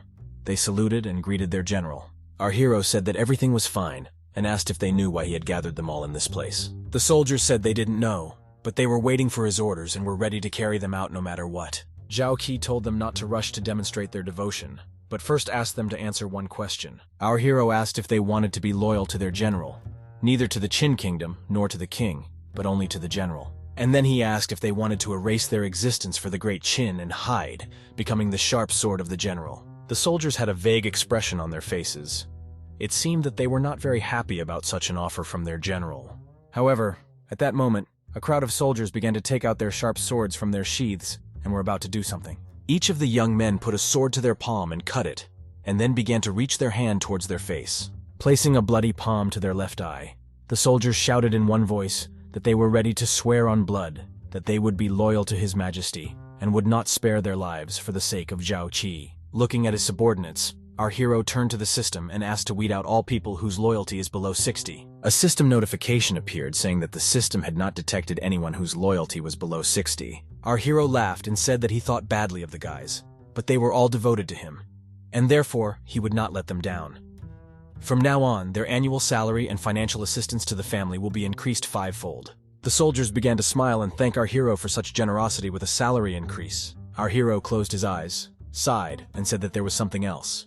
He told the guys to remember their new names from now on. Our hero began to use some kind of technique from which his palm began to glow blue, and they said that those were shadows. Energy flowed towards our hero's subjects. They said that they would wait for new instructions from Zhao Qi. Our hero handed the scroll into the hands of Li Qing and said that the method of training shadow guards was described here, and instructed him to carefully monitor their preparation. Our hero said that they need to move forward, and Li Qing will temporarily take command of the guards, and therefore they can take a break. The guy said that he will look for a new commander for the shadow guards, although Li Qing is loyal to him.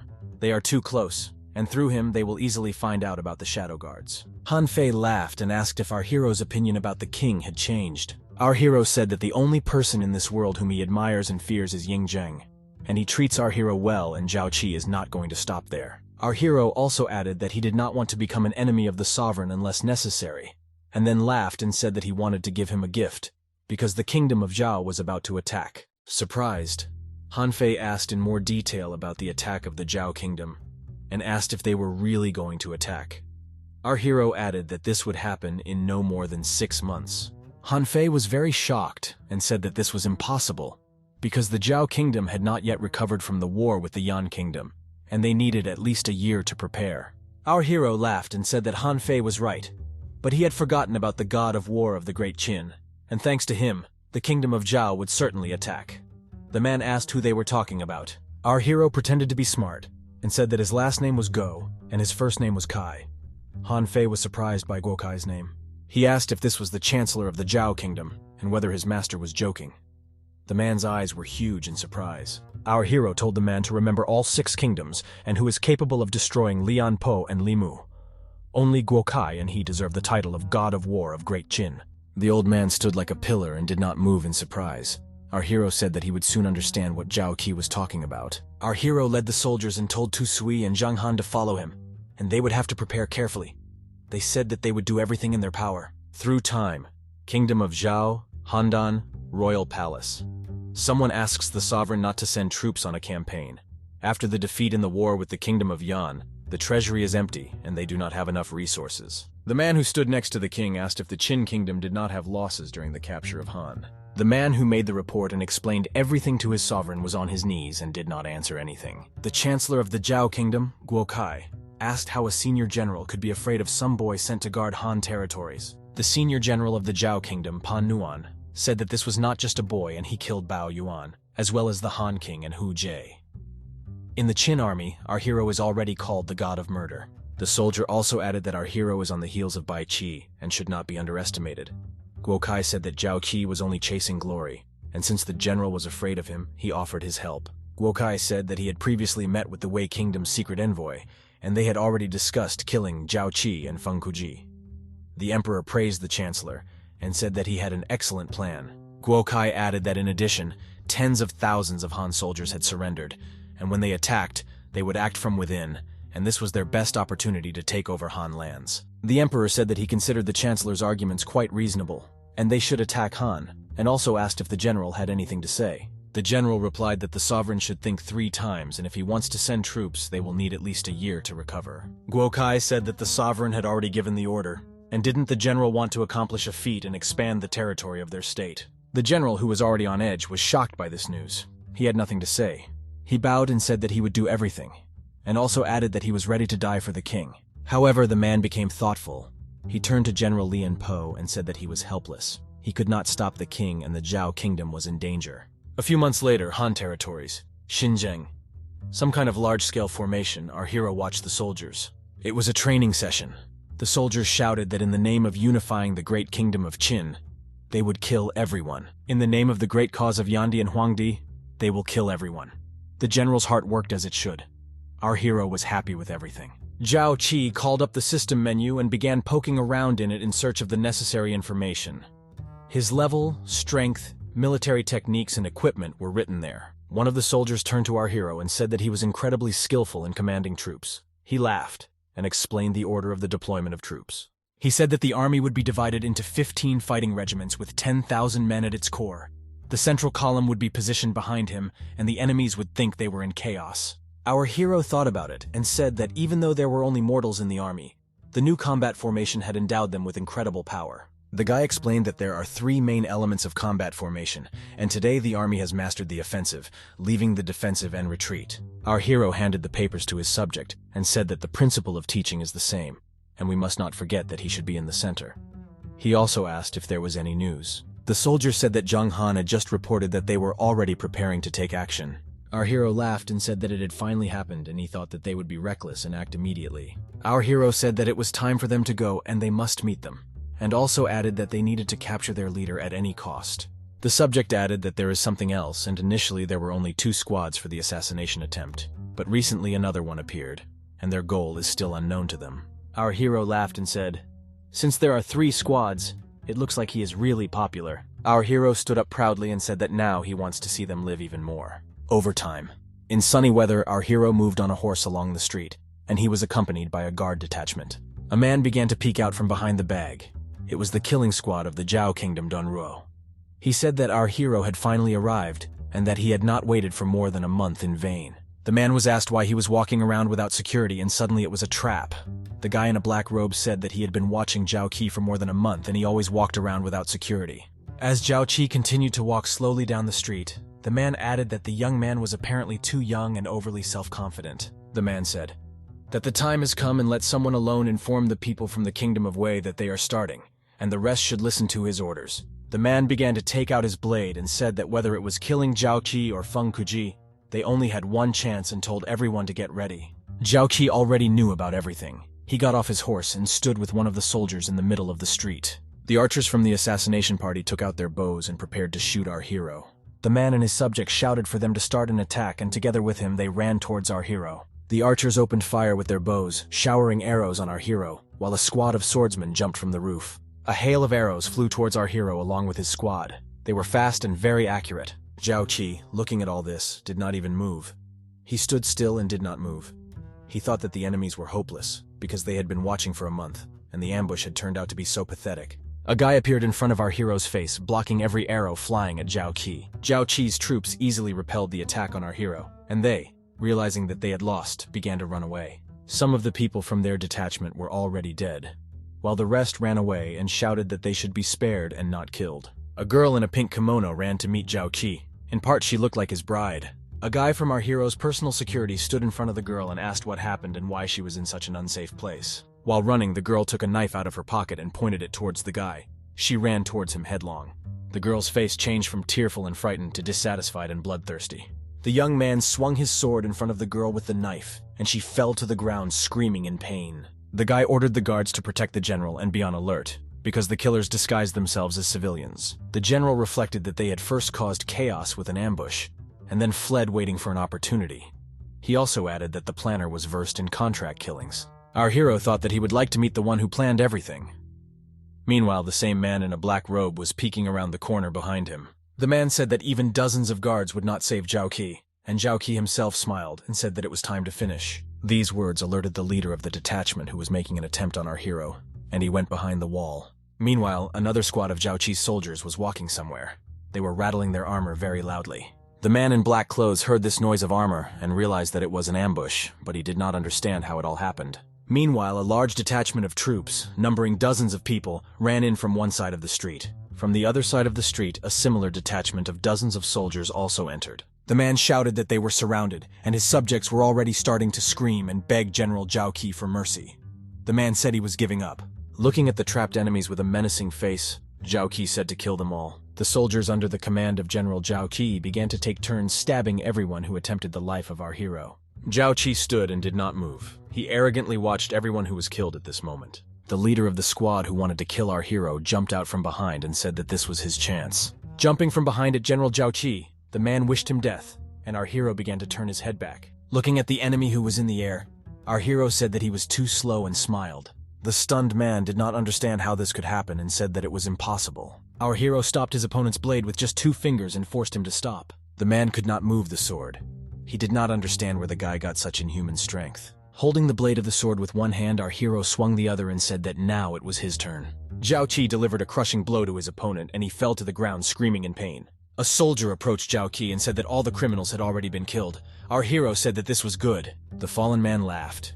He called our hero the god of murder and said that it was really difficult to kill him, but they were prepared for such an outcome and acted in 2 directions at once. Our hero feigned surprise and asked if the man was talking about the assassination squad that was sent after Feng Kuji. The man fell into a stupor of surprise and asked if our hero really already knew about everything before. Meanwhile, at Feng Kuji's house, there were a bunch of corpses lying on the ground with swords stuck into them.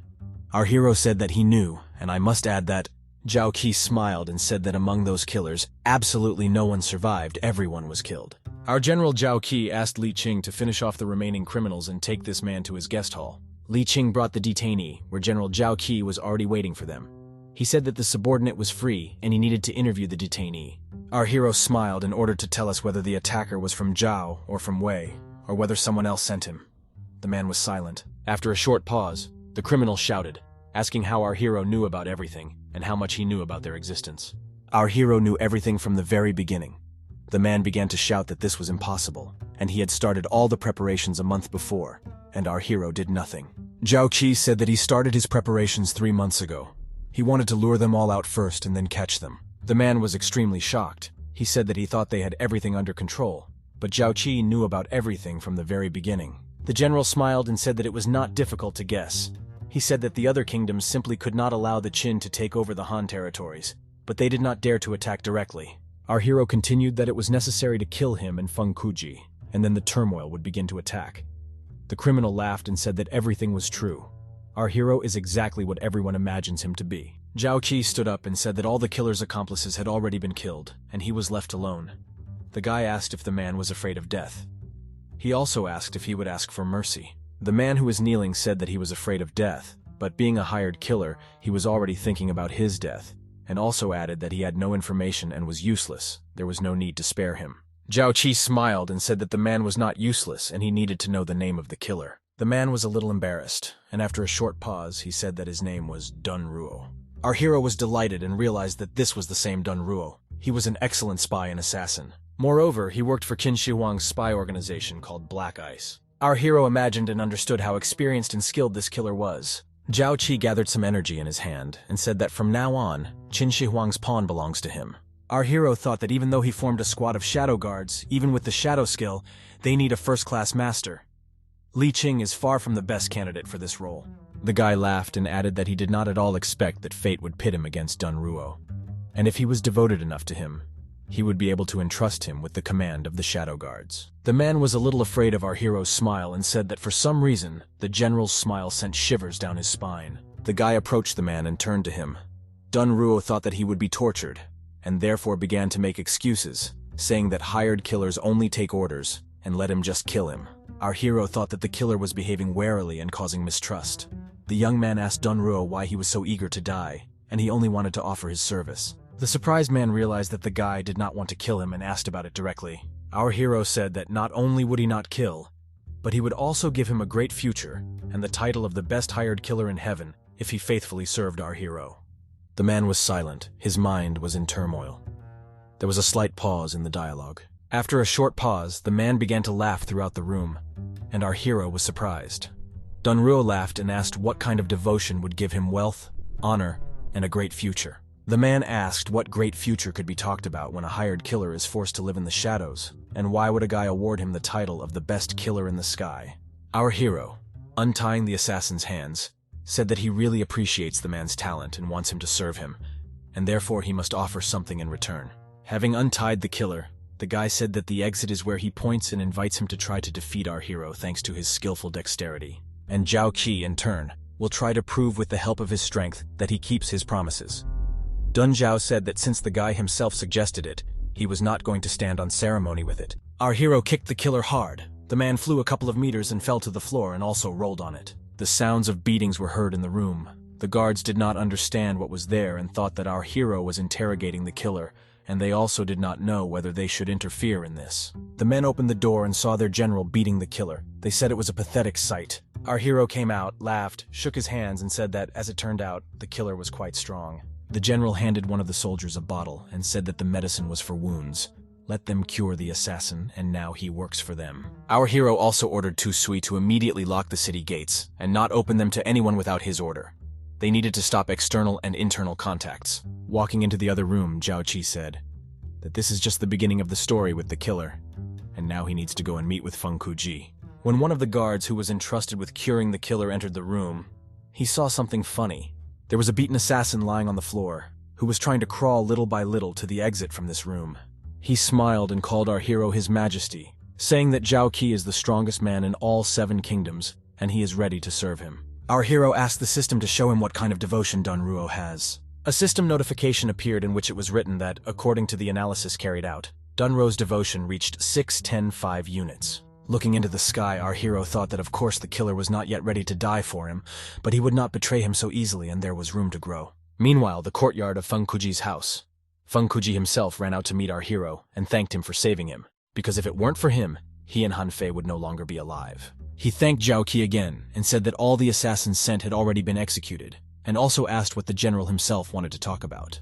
Our hero said that he would like to discuss confidential information regarding Han territories. Our hero came closer to the man and whispered in his ear that he would like to draw attention to the enemy's plan against him. The man asked our hero if this was not too risky, because the slightest inaccuracy could lead to serious consequences. Our hero said that he was ready to do anything for the sake of the great kingdom of Qin. Feng Kuji smiled and said that the sun and moon could be witnesses to our hero's devotion to the Qin kingdom, and he would go to meet him halfway. Our hero said that he wants the sovereign's plan to unite the 6 kingdoms to come true, but unfortunately, there are those who stand in his way. The man did not understand what the general was talking about.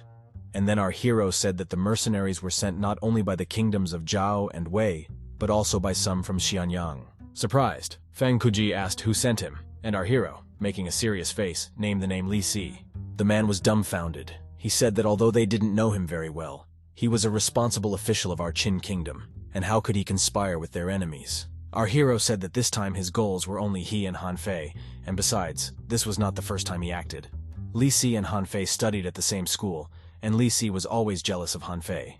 Having told everything, our hero asked Mr. Feng to be careful. He thought about it, and following the advice, said that he would begin all preparations today. Feng Kuji understood that Zhao Qi's words were not at all far-fetched, and he did not understand how Li Si, for the sake of his personal goals, was willing to risk the order of the Qin kingdom. Meanwhile, on a sunny day in Xianyang, Zhantai's palace, an urgent report has arrived from Xinjiang. With a surprised and strange face, the sovereign read this urgent and very important report. Everyone stood and quietly discussed what could have happened there, and Li Si himself brazenly asked what happened in the Han territories, because it was an urgent report from Feng Kuji.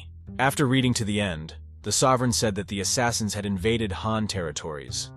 Zhao Qi and Han Fei were seriously injured, their fate unknown.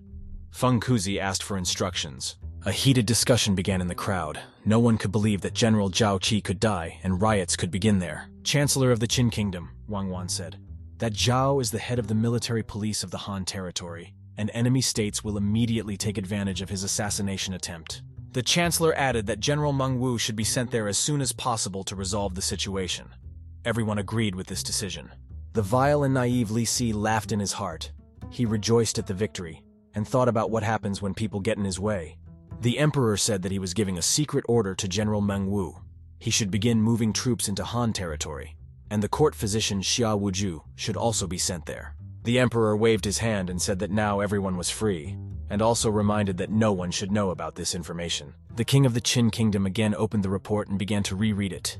He became thoughtful and thought about something for several minutes. The report stated that Zhao Qi and Han Fei were not injured, and also asked him to act in accordance with the enemy's plan. The emperor was amazed at the courage and madness of General Zhao. He said that this time he would join him in his performance, because he had accomplished so many feats, and the emperor had not yet seen him. The sovereign added that after capturing the kingdom of Zhao, he would definitely invite him to a meeting in Xianyang, along with his future wife and children. The bride of General Zhao, along with her child, ran out into the street. She saw a huge detachment of warriors and thought about war. She prayed that everything would be fine with her lover. A carriage drives up to the gate. The court physician Xia Wuju is sitting in it. He arrived by order of the sovereign to save General Zhao Qi. The weather is sunny, slightly cloudy. A large building with a greenish roof, painted red and white, can be seen. It was Handan. The sovereign said with a grin that if the Qin king even sent Xia Wuju there, it means that Zhao Qi is very seriously wounded and will not last long. Clenching his hand into a fist, the sovereign said that very soon the Han territories would belong to their great kingdom of Zhao. After entering Xinjiang, the doctor hurried to Zhao Qi. A soldier ran after the doctor and asked him not to rush, asked him to allow him to explain everything first. The doctor turned around and shouted that the young man did not understand the seriousness of the situation at all, adding that His Majesty had ordered him to save General Zhao's life. Having agreed with the soldier, the doctor hurried to the palace. Approaching the door, the doctor opened it. Imagine his surprise at that moment when he saw an absolutely healthy Zhao Qi in front of him. Smiling, the young man asked if he was the doctor sent by His Majesty, adding that they were now discussing military affairs and asked him to wait a little. Looking at the young man in surprise, the doctor asked what was happening here. A soldier standing nearby replied that this was all part of the general's plan, adding that he would explain everything now. Turning his head, the guy said that Wang Zhan's defensive border troops numbered 300,000, while Zhao and Wei's troops did not exceed 200,000. The young man put his hand on the map, and after a pause added that if the troops of Zhao and Wei were thinking of breaking through, they would choose Nanyang for this. One of the men nearby stated that Nanyang's flat terrain would allow the enemy cavalry to take the lead, which was not to their advantage. The young man said that he saw how Khufu's Zhao cavalry acted, adding that they were really strong. There was nothing to be afraid of alone. Apparently, he had some kind of countermeasure. The guy thought about how to destroy all enemy troops and that it would be an easy victory. The guy fantasized about how the enemy army, along with their horses, was burned alive. Having fantasized, the general thought that the vast lands of Nanyang were sparsely populated and therefore best suited for the use of fire. He thought that the defeated enemies would help him reach the 8th or even the 9th level of the post-heavenly stage. And by capturing Zhao, he will be able to reach the pre-celestial stage. The man, looking at the general, said that with him their territories were under reliable protection. The general stated that their spies must have seen the doctor passing through the gate. The young man said that he could assume that they would gather troops in Nanyang within a month. Going out into the street, the doctor thought that Zhao Qi was a very talented general, and it was not surprising that the sovereign went to meet him, staging a whole performance. The doctor thought that the young man's face seemed more and more familiar to him. Suddenly the old man remembered his daughter's words that if he and the sovereign had a child, she would name him Qi. The man saw the silhouette of his daughter. As she left, she said that she had to leave for Zheng's sake. The man, looking in one direction, shouted at her not to leave him. After some time, a young general approaches the doctor and touching his shoulder asks if he has come to his senses. Smiling, the guy said that he would provide the old man with a place to rest. The doctor, looking at the young man, saw the outlines of his daughter in his face. Touching the young man's shoulder, the doctor began to sob, and looking straight into his eyes, called him his sweet, precious daughter, adding that he had finally seen her again. Looking at the young man's face, the old man added that he had been looking for her for 18 years, and finally saw her face. The general stood in bewilderment. After some time, the old man calmed down, and Zhao Qi, looking into his eyes, asked if he had recovered from his sleep.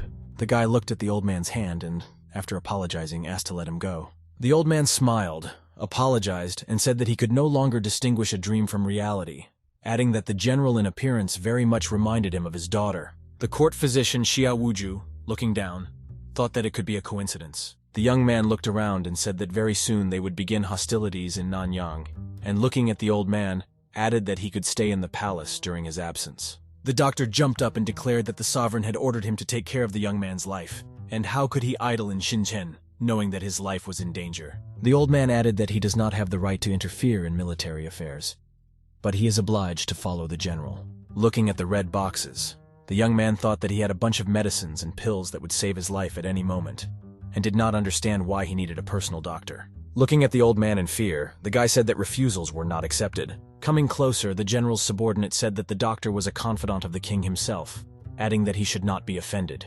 Looking at the old man, the guy smiled and said that he would go with him to Nanyang, adding that for now he could take a good rest. Wiping away a tear, the old man thought that by following Zhao Qi, he would have the opportunity to find out whether he was his grandson. Turning his head, the general turned to Mr. Feng and asked if Dr. Xia was always so sentimental. He replied that it was the first time he had seen him like this, adding that it was a little strange. A month later, Nanyang border. It has gotten dark outside and the first stars are appearing in the sky.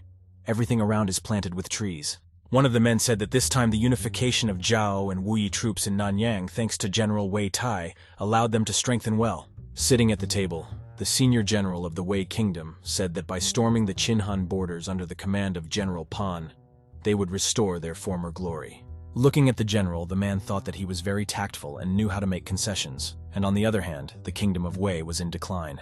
The general, looking surprised, said that it seemed a little suspicious to him that the brave General Zhao was really seriously wounded. Thinking that Guo Kai had really tried this time, the man replied to the general that the spies saw a doctor who entered Xinjiang, and after that the Qin army gathered in Nanyang. The general smiled and replied that he was now calm, adding that their supplies should be enough for 6 months, and now they could take the city in a month. Rejoicing, the man raised his hand with the bowl up and shouted that they would take advantage of the death of the Qin general, adding that Zhao and Wei would win. The man thought that all that remained was to wait for the return of the Han lands, and then it would be possible to block the Qin in the lands of Hexi again, depriving them of the opportunity to move to the east. The soldiers report that Zhao and Wei are planning to storm the city tomorrow. He replied that he would command the army from the rear, since he could not be shown on the battlefield. Having entrusted command of the army on the battlefield, the general added that only one thing was required of him: to continue to defend the city until he gave another order. Turning his head, the young man asked Zhang Han if he had prepared everything. The joyful soldier replied that everything was ready, adding that all that was left was to wait for the enemy to take the bait. Nodding positively, Zhao Qi thought about the fact that now they have everything under control, and he is using the blood of Zhao and Wei to pave the way for martial arts. Suddenly they heard a scream behind them. The guard said that the general ordered strangers not to disturb him. The doctor replied that he had to monitor the general's health and they would not stop him. The guy, seeing the doctor, panicked and asked to replace him. The soldiers thought that the doctor was so far the only person who could make His Majesty panic like that. Having broken through the guard, the doctor was surprised because the general was not there. The soldiers, looking at the old man, said that the general had left on business. The subordinates tried in every possible way to distract the doctor.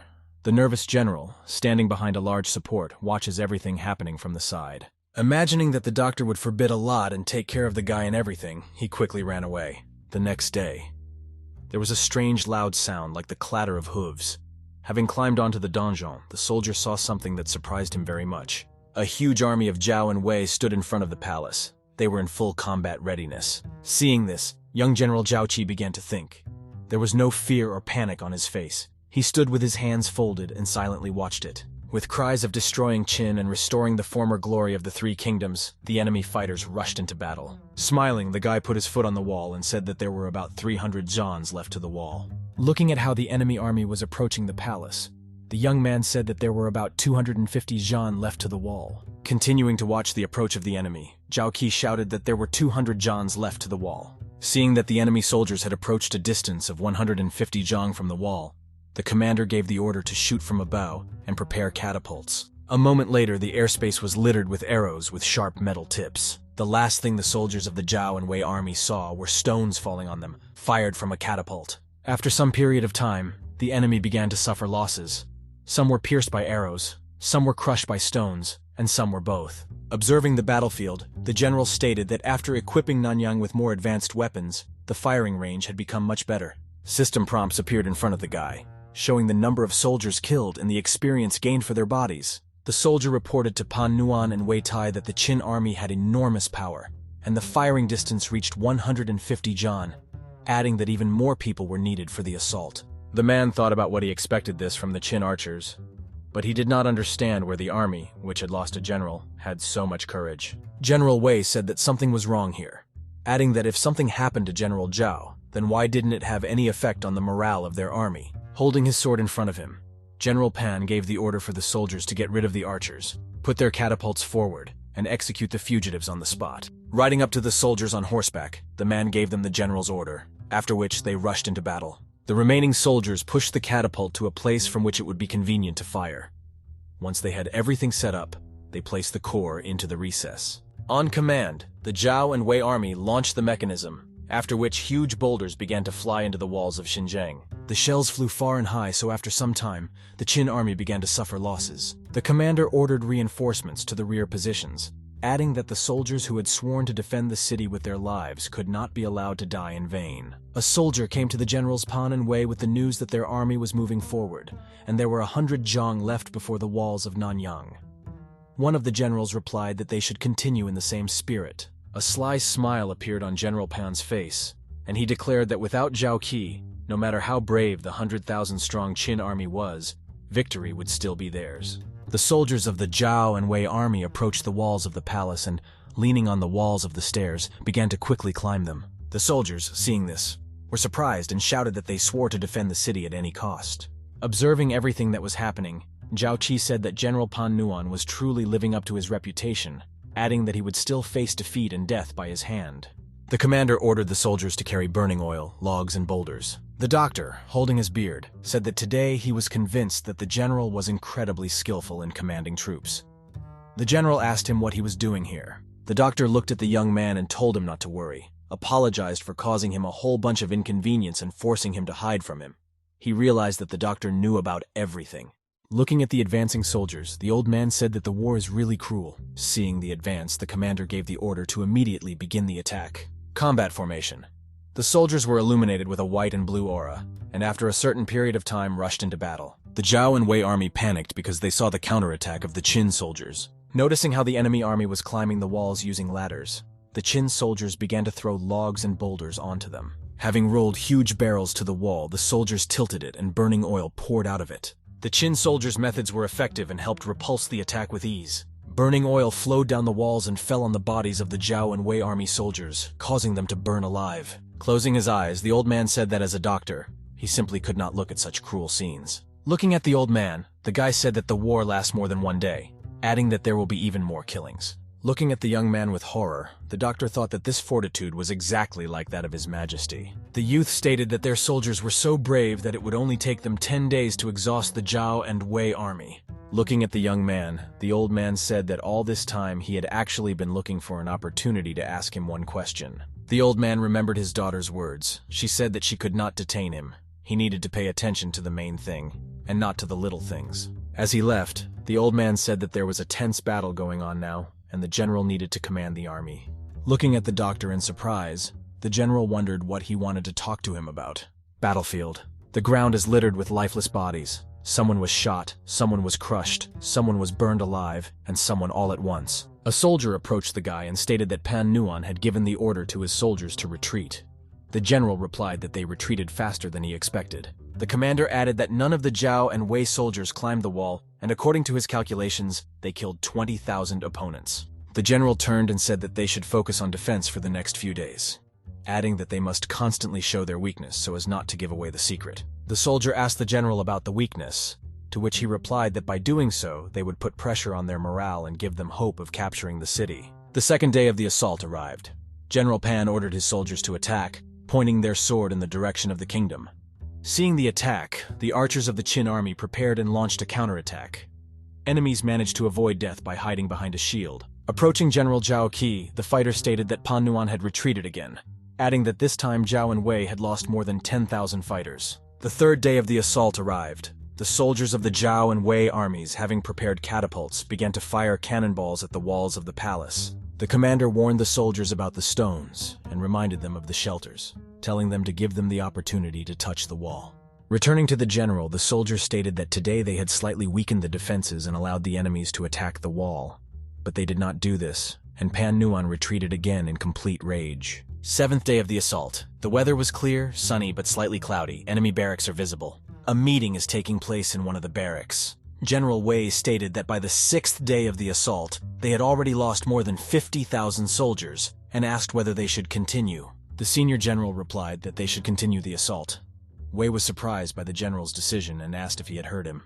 The general added that a general must not only be able to give orders to soldiers, but also be able to assess the situation, after which he asked him to remember the actions of the Qin army. The guy thought about the words of the senior general and began to remember all the days of the assault. After a short period of time, Wei realized what the general wanted to convey to him. Looking at the general, the guy said that although they did not take the city, the defense of the Qin army was weakening every day, adding that yesterday they almost broke through the city gates. The general looked at the guy and said about continuing the assault, after which he confidently declared that today their army would capture the city. After some period of time, they set off. The general declared that the first of the soldiers to break into the city would receive the rank of 4th rank and 1,000 gold pieces, and asked for the head of their general. Hearing the general's words, the army of Zhao and Wei, armed with bows and swords, confidently rushed into battle. The general, pointing with his sword, gave the order to attack. Looking at the army, he thought that as soon as they took Nanyang, he would rise again. Enemy soldiers approached the palace. The general, looking at this, thought that this time victory would definitely be theirs. The commander approaches General Zhao Qi and reports that General Pan Nuan is preparing for the assault, and asked if they will show weakness again. Smiling, the young man answered the soldier that there was almost no interference left, and it was time to take out the nets. Turning his head, the guy asked Zhang Han if he had prepared what he asked him for. Smiling, the fighter replied that everything had been ready for a long time. As he left, the general turned his head and said that it was time for him, adding that he would have to lose gracefully. The soldier laughed and conveyed to his ward fighters that today they would face defeat. The soldiers looked at the commander and replied with a grin that all these days they had been constantly worrying that they would win, adding that finally today it would all end. The soldiers were happy that today all the chaos would end. They hugged, laughed, and discussed drinking. The commander thought that today many Han soldiers will be transferred to regular troops, and since they are chatting so sincerely with everyone, then the Qin kingdom is in their hearts. Having thought it all over, he told the soldiers to concentrate on meeting the enemy, adding that they should use all their acting skills and run wherever they look. Pointing his sword towards the enemies, the commander ordered his soldiers to feed them with arrows one last time. The soldiers fired a hail of arrows. Many of them pierced enemies with great speed. The weather was sunny. There were no signs of trouble. The generals looked at their soldiers with a grin. Ordering the catapults to be loaded, the general added that the soldiers should advance and capture Nanyang. Climbing the stairs to the wall, the Zhao and Wei soldiers rejoiced, saying that they had made it. A soldier approaches the general and reports that their soldiers have already climbed the Nanyang wall. Enemy soldiers rolled out a huge log on wheels. Apparently, it was a battering ram to knock down doors. He pushed the ram harder, the soldiers shouted forward, and then began to run towards the Nanyang gate. After some period of time, a ram in the form of a log collided with the door, causing it to swing open. The soldier approached General Tu and reported to him that they had everything ready. Seeing the door open, the armed soldiers of the Zhao and Wei army ran into the courtyard shouting that Nanyang had been taken. The commander, seeing that the enemy troops had broken through the door, gave the order to his soldiers to retreat. 10,000 cavalrymen guard the convoy from the rear. The rest must kill the remaining Qin soldiers. A soldier approaches the enemy general and reports that they have entered the city, adding that Nanyang is now under their control. The general asked if they had taken their commander-in-chief. The soldier, looking at the general, replied that there was neither the commander-in-chief nor soldiers, not civilians in the city, adding that the entire Qin army fled when they entered the city. The general shouted with surprise on his face. Apparently, he clearly did not like this news. Sensing something was wrong, the general shouted that they were trapped and gave the order to retreat. A moment later, fiery arrows appeared in the sky, quickly closing the distance with the soldiers. While on fire, the soldiers shouted that they were in an ambush, and there was burning oil everywhere. The Qin soldiers, being at a safe distance, set fire to the tip of the stead, so that when they landed, they would set fire to the oil spilled on the floor. Realizing that the Qin soldiers had not escaped but had prepared a trap for them, the Zhao and Wei army soldiers began to retreat, but the door was barricaded. From a safe distance, Zhao Qi watched everything that happened from the hill. Despite the great distance, he could still hear the screams of his enemies. The rest of the higher ranks along with the soldiers ride up to the general on horseback. The general turned around and began to leave. One of the soldiers asked where he was going. The young man replied that he wanted to meet Pan Nuan. The commander approaches the general and reports that, on his orders, they blocked all the entrances and exits with logs so that the fire did not spread. The general, looking at the fighter, asked if he had not ordered him to secure the back gate of Nanyang so that he would have a chance to get out. Meanwhile, in the palace, the soldiers of the Zhao and Wei army are burning alive, screaming loudly in hellish pain. One of the soldiers, standing in front of the cart, declared that he would protect his general. The soldier gave the order to protect the general and Wei Gongzi. Apparently, it was their commander. The general, observing everything that was happening around, cried bitterly and said that because of him, their soldiers died a cruel death, adding that now he is a criminal and must die. Suddenly, the Zhao and Wei army soldiers found a way out and immediately reported it to the others. General Wei, hearing the news, was incredibly happy and shouted loudly that there was a way out. Approaching the exit, the general's face changed sharply. Apparently, there was something there that scared and alerted him. Imagine their surprise when the gates opened, they saw in front of them the Qin army and the whole unharmed Zhao Qi. Seeing the enemies, the young man grinned and said that he had already waited for General Pan Nuan. General Wei looked at the guy and with horror on his face asked who he was. Our hero, sitting on a horse, turned to Pan Nuan and said that he had already been waiting for him. The guy was serious. The frightened young man looked at our hero and asked in fear who our hero was. Another soldier laughed and said that no one except General Zhao Qi could have come up with such a cunning plan. The young man thought he was dead. The man said that it was just a clever trick and they fell for it like naive children. Our hero was flattered that in the kingdom of Zhao they knew his name. He dismounted from his horse and smiled proudly. The man said that Nanyang was on fire. Several tens of thousands of their soldiers were burned alive. He added that our hero is a calculating and ruthless strategist. It is clear why he was called the god of murder. Our hero made a serious face and answered in a rude tone that in war all means are good. Zhao Qi and his squad of archers said that he respected the man as a general and therefore wanted to know whether he would surrender or continue to fight. Pulling his sword from its sheath, the general said that the mistake of one general affects the entire army as a whole. The man praised our hero and pointed out his mistakes. He didn't mind dying. Handing the sword to our hero Zhao Qi, the man said that he had heard about the young man's leniency and was ready to die in exchange for the lives of his soldiers. Our hero said that one general from the kingdom of Zhao would not be enough. He added that Wei and Zhao went against the great kingdom of Qin and their ally must also die.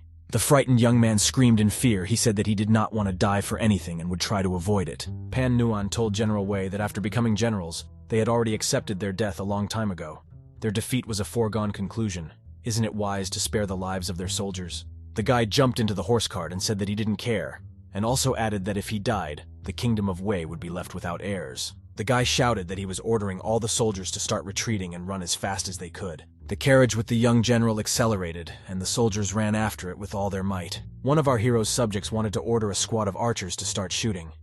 One Zhao Qi stopped him and said that even if they all shot at once, their target would escape. The guy took out his bow and said that in every task you need to start with the main thing, and smiled broadly. General Wei, being very frightened, tried to speed up the horses with a whip in order to run away faster. Zhao Qi took the arrow and began to pull the string of his bow while aiming at his target. Our hero let go of his hand, and the arrow quickly rushed forward. It flew quickly and exactly on course. The arrow hit the back of the young General Wei, who was trying so hard to escape from the battlefield. Our hero, having an entire cavalry detachment behind him, said that it was a warning shot, and if the soldiers from the kingdoms of Zhao and Wei want to live, they need to stop. Pan Nuan looked at all this and was shocked that our hero was able to hit an arrow from a distance of 200 zhan.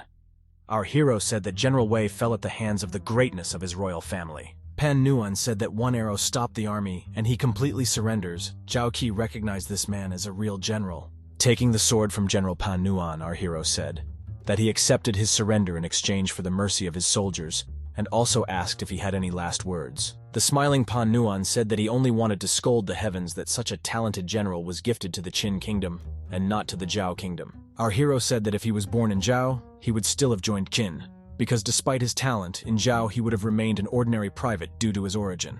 When our hero said that Emperor Zhao did not have the necessary abilities to unite the Celestial Empire, Pan Nuan shouted that the unification would end in nothing but hatred. Our hero turned away and said that he would not argue with him, because he respected General Pan and his views. General Pan Nuan stood up, and our hero turned to his army and was about to say something. The guy shouted for the former soldiers of the Han Kingdom to respond, and a huge number of warriors immediately shouted and raised their swords. Our hero asked if they were still loyal to the Han Kingdom, or if they were warriors of the great Qin Kingdom. All the soldiers shouted that he served Qin. Our hero turned to Pan Nuan and said that they were sending spies to the Han soldiers to start a rebellion, but no one responded. The man was in a stupor and did not know what to say. The man fell to his knees as he listened to the soldiers proclaim their great Qin dynasty and rejoiced that they were Qin soldiers. The guy said that now they are brave warriors of the great kingdom of Qin, and when they capture the other 5 kingdoms, their soldiers and civilians will join them. Before his death, Pan Nuan said that perhaps Zhao Qi was right, but he objected to the guy's logic and he cut off his head. Sitting on his horse, the guy thought that the man remained on his own until death, and if he had not received experience and a reward for him, he would have left the general alive, so that he would be convinced of the young man's words. Our hero climbed onto his horse, raised his sword and shouted that Pan Nuan was dead, and also that they had won this battle. Pan Nuan was not mistaken. This time our hero will really receive a great reward. Perhaps he will even receive the rank of senior general and become the youngest senior general. The guy said that the most important thing is that he has reached the post-heaven stage of the 9th stage. Meanwhile, at the sight of the fire, many soldiers of the enemy kingdom lay under the rubble and begged for mercy. Tens of thousands of Zhao and Wei soldiers were burned. Although the city suffered enormous damage, it was done for a great purpose. Tu Sui began blowing his whistle to signal the orders of our hero Zhao Qi. Our hero's subordinates crawled out from under the rubble and immediately ran up to him. They bowed to Zhao Qi and welcomed him to this ruined town. The guy sat silently on his horse. Zhao Qi said that at their own risk, the soldiers started a huge fire in Nanyang and also asked if anyone was hurt. The warrior replied that when the fire started, they took refuge under fire protection, and apart from the 2 wounded, no one else was hurt. Our hero said that the guys need rest to gain strength, and Zhao Qi will never forget their feat. The young man also added that every effort must be made to heal wounded soldiers, and under his command, everyone who was injured in service receives proper care. Our hero called 2 of his subjects, namely Tu Sui and Zhang Han. The guy told them to take custody of all the surrendered Zhao and Wei soldiers. The soldier was surprised that our hero is very determined, and it is not surprising why no one betrayed him, despite all the generous offers of Zhao and Wei. Some young man on horseback spoke towards the general and shouted from afar that this was news of victory from the front line. The guy said, according to the order, Li Da ambushed the remnants of the Zhao and Wei headquarters troops, and won. Our hero was delighted and said that this was excellent. He added that although this was expected, the main headquarters of Zhao and Wei separated from the main army and was stopped. The battle is over. General Zhao Qi told the soldiers to listen to his orders. He said that information about this battle should under no circumstances be leaked anywhere. The guy thought that before the results of this battle were announced, he could begin to implement his next plan. Entering his chambers, our General Zhao Qi said that no one should be allowed in to see him. The guy wanted to start counting the awards. Calling up the system windows, the guy asked the system to count all the rewards, and he began to wait patiently. A system notification appeared from the system in which it was written that it was already following the owner's instructions. Next is another system window in which they wrote that under the command of our hero, 98,561 enemies were killed. The system invited the young man to raise his level. He agreed, and the system began executing the order. After the process was completed, a system notification appeared, congratulating our hero on reaching the 8th level. And then another one appeared in which it was written that the guy, after the 8th, immediately raised the 9th level. Our hero was happy about the 9th level, and said that he was finally able to get it. Several system notifications appeared in which all the information about our hero was written. Considering all this, the guy thought that he was just a little short of the 10th level, and perhaps the points for killing commanders would be enough to break through to the pre-celestial stage. The guy ordered the system to continue counting the rewards, and a bunch of small windows appeared again in which there was everything that the young man received as a reward for the murders and so on. The guy thought that the total was 1,100 experience points, but only 800 were missing, and he needed to kill one senior general. The general ordered the system to improve the skills of pressure points and horsemanship. A bunch of system notifications appeared and the learning process began. Instantly, the guy learned the skill of pain points to the maximum level. The same thing happened with horse riding skills. The guy also mastered it to the maximum. The 9th stage of the post-celestial stage is literally one step away from the pre-celestial stage, but they are very different. Although the post-celestial stage allows one to become stronger, the body is still composed of blood and flesh. The pre-heavenly stage doubles the strength and transforms the inner strength into true Qi. And with the heavenly origin technique, the guy added that with this technique he could become immortal in this world and no power would interfere with him. The guy continued to develop and learn his skills and techniques related directly to Qi. The guy was surprised that after leveling up there were so many promotion points left. Now all he had to do was wait for the report to be delivered to Xinyang, and then he would receive a reward from the sovereign. The guy looked at the sky and thought about his beloved. He said that when the kingdoms of Zhao and Wei were pacified, he would be able to reach the pre-heaven stage and return to the girl with a calm soul. Everyone thanked Mr. Xia. The men said that if not for his advice, they would not have been able to treat the wounded even more effectively. Xia said that he was doing everything for the sake of the kingdom of Qin. Our hero thought that Xia Wuju had not bothered him lately because he was training other doctors in the camp and this should benefit their army. Our hero, being behind Xia Wuju, called him and began to run up to the man. When our hero ran up, he bowed to Mr. Xia and said that he was working tirelessly, and the guy should thank him on behalf of all the soldiers. Xia Wuju said that there is no need to be grateful. They have Zhao Qi's medicine, and he only put in his efforts modestly. The man also added that under the command of General Zhao, their army suffered very few losses, and when he returns to Xianyang, he will definitely share this with the sovereign. The guy asked about leaving, and the man said that their joint plan with the sovereign had been completed, and there was no need for him to stay here. But Xia Wuju wanted to ask our hero a question. Mr. Xia said that his daughter disappeared several years ago, and the guy looked very much like her, and also asked if the guy could be her son. The guy understood why Xia Wuju behaved so strangely when they first met. He remembered Xia Wuju's daughter, Ipan. The unofficial version of the story says that Qin Shi Huang loved only Ipan. He not only ordered the construction of Ipangun Palace in her honor, but throughout his life he never appointed his successor. This is a very beautiful story, but how true it is, no one knew or understood. The guy asked the man to tell him his daughter's full name. The man said that her name was Xia Yupan, and her birth name was Epan. The guy thought it was fiction, but it turned out to be true. Surprised, Xia Wuju began to rejoice. He felt that he had the opportunity to learn a lot, and he also asked what the name of General Zhao Qi's mother was. Our hero said that he didn't want to upset the man, but his mother's name was Zhao Dong-er, so there's no way he could be Mr. Xia's grandson. Xia Wuju was upset by this answer. He lowered his head to the ground and began to watch. The man understood that he should not give up and stop his search. Our hero smiled and said that in the world you can meet people similar to each other, but a man should not despair. Zhao Qi was sure that he would find his daughter. Xia Wuju thought that there would hardly be people so similar in the world, and added that Zhao Qi was the spitting image of Epan. He understood that his daughter could simply change her name. Mr. Xia smiled and asked if he could meet the general's mother and asked where she was. Making a heavy look, the guy, hiding his emotions and clenching his fists, said that his mother died a year ago. The guy added that he immediately entered the army after her death.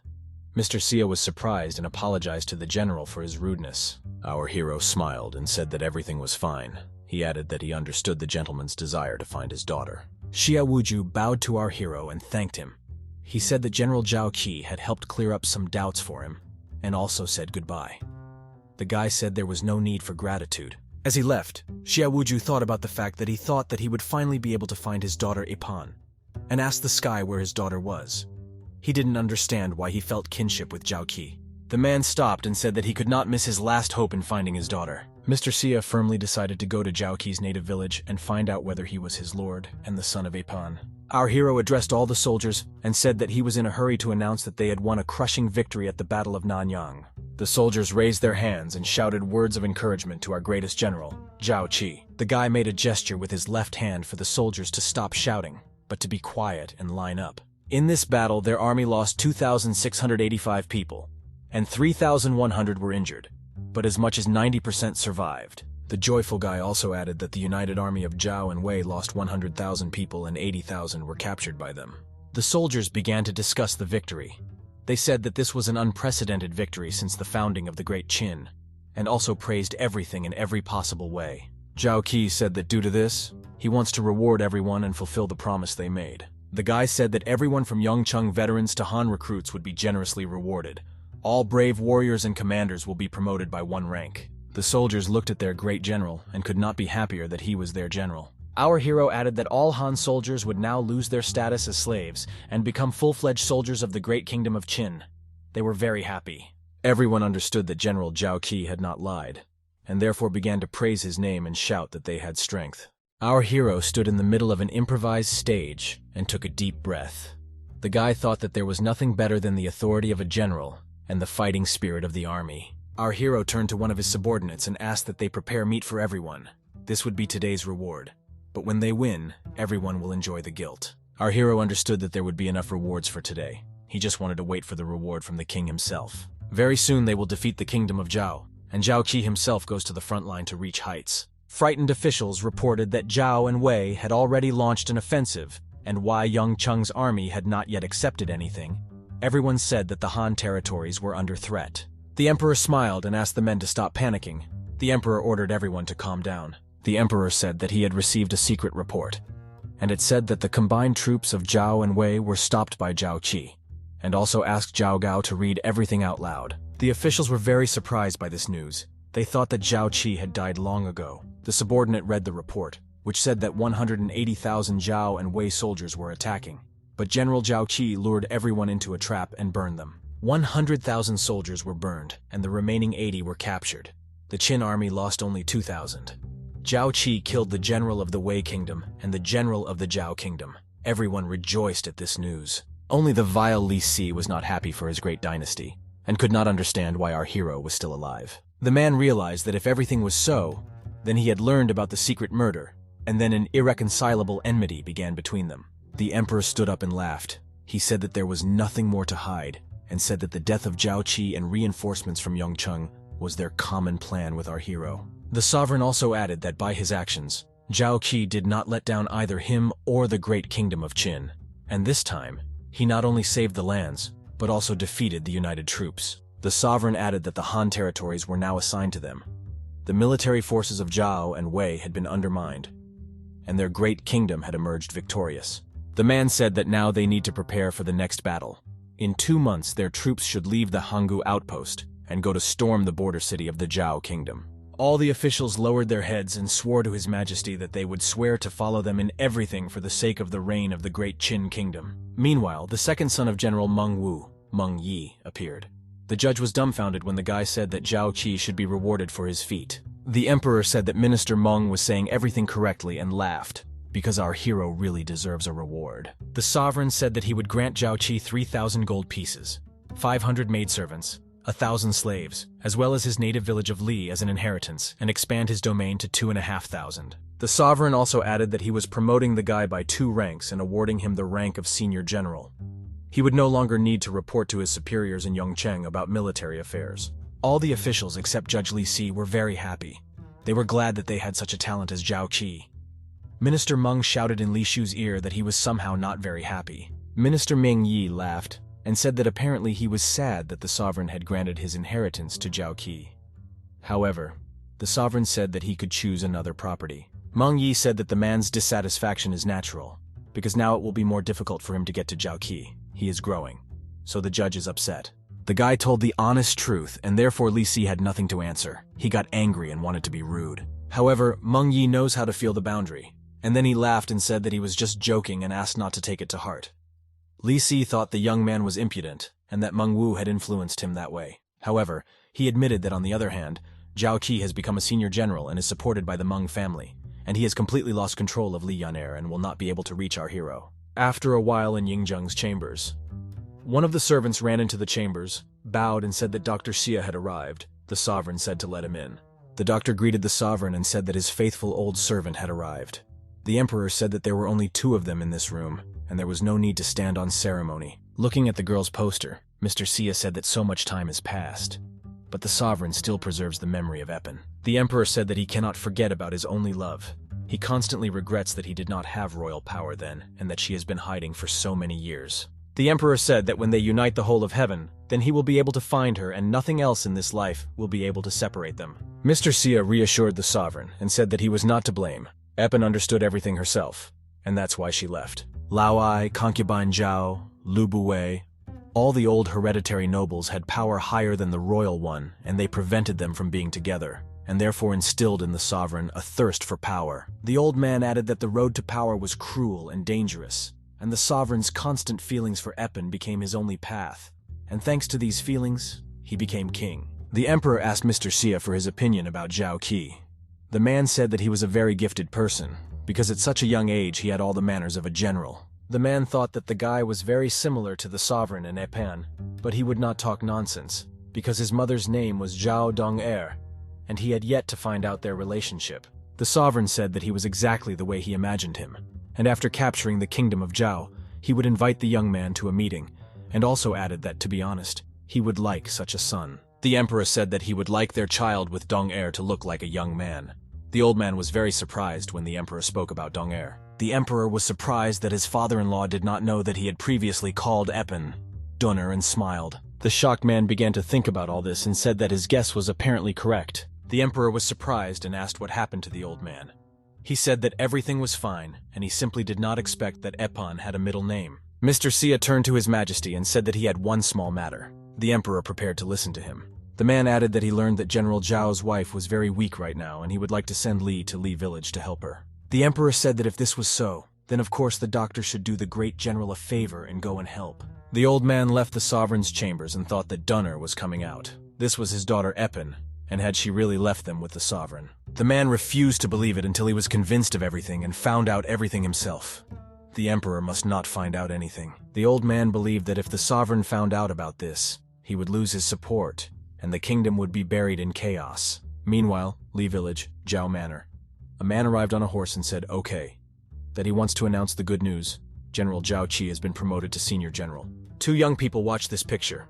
They said that the gods apparently heard their prayers, and Yan'er now smiled with happiness. Mr. Xia placed some kind of wet cloth on the back of the girl's hand, apparently to calm her down. The man said that the lady was completely healthy, but she was clearly very worried about something. General Meng Tian said that Mr. Xia knows his business, and Yan'er is constantly worried about Zhao Qi, and Li Si used to constantly pester her.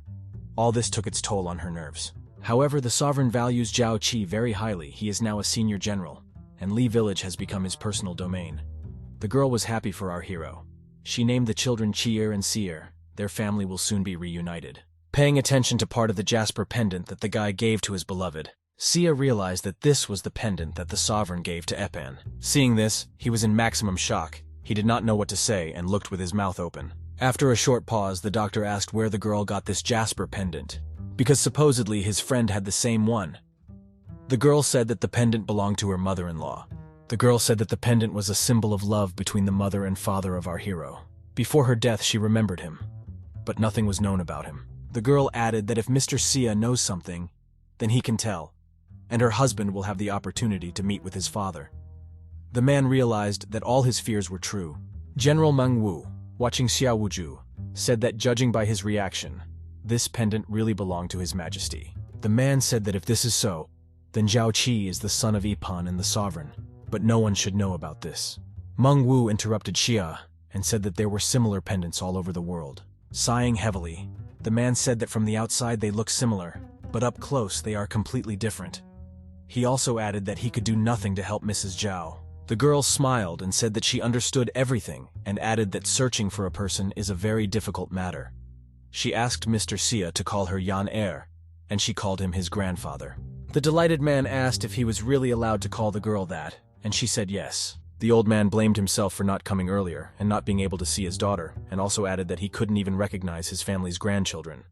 But when he heard her son's wife call him grandfather, after that, he realized that she and her lover have successors, and now he does not regret anything. Meanwhile, at Zhao Qi's mother's grave, Mr. Xia addressed her as his daughter, and General Meng Tian said that apparently Zhao Qi was really the son of the sovereign and did not understand why hide it. General Meng Wu said that the problem is that Zhao Qi is also the son of Xia Yupan. Their king was given as a hostage to the Zhao kingdom, and was treated terribly by everyone except Yupan.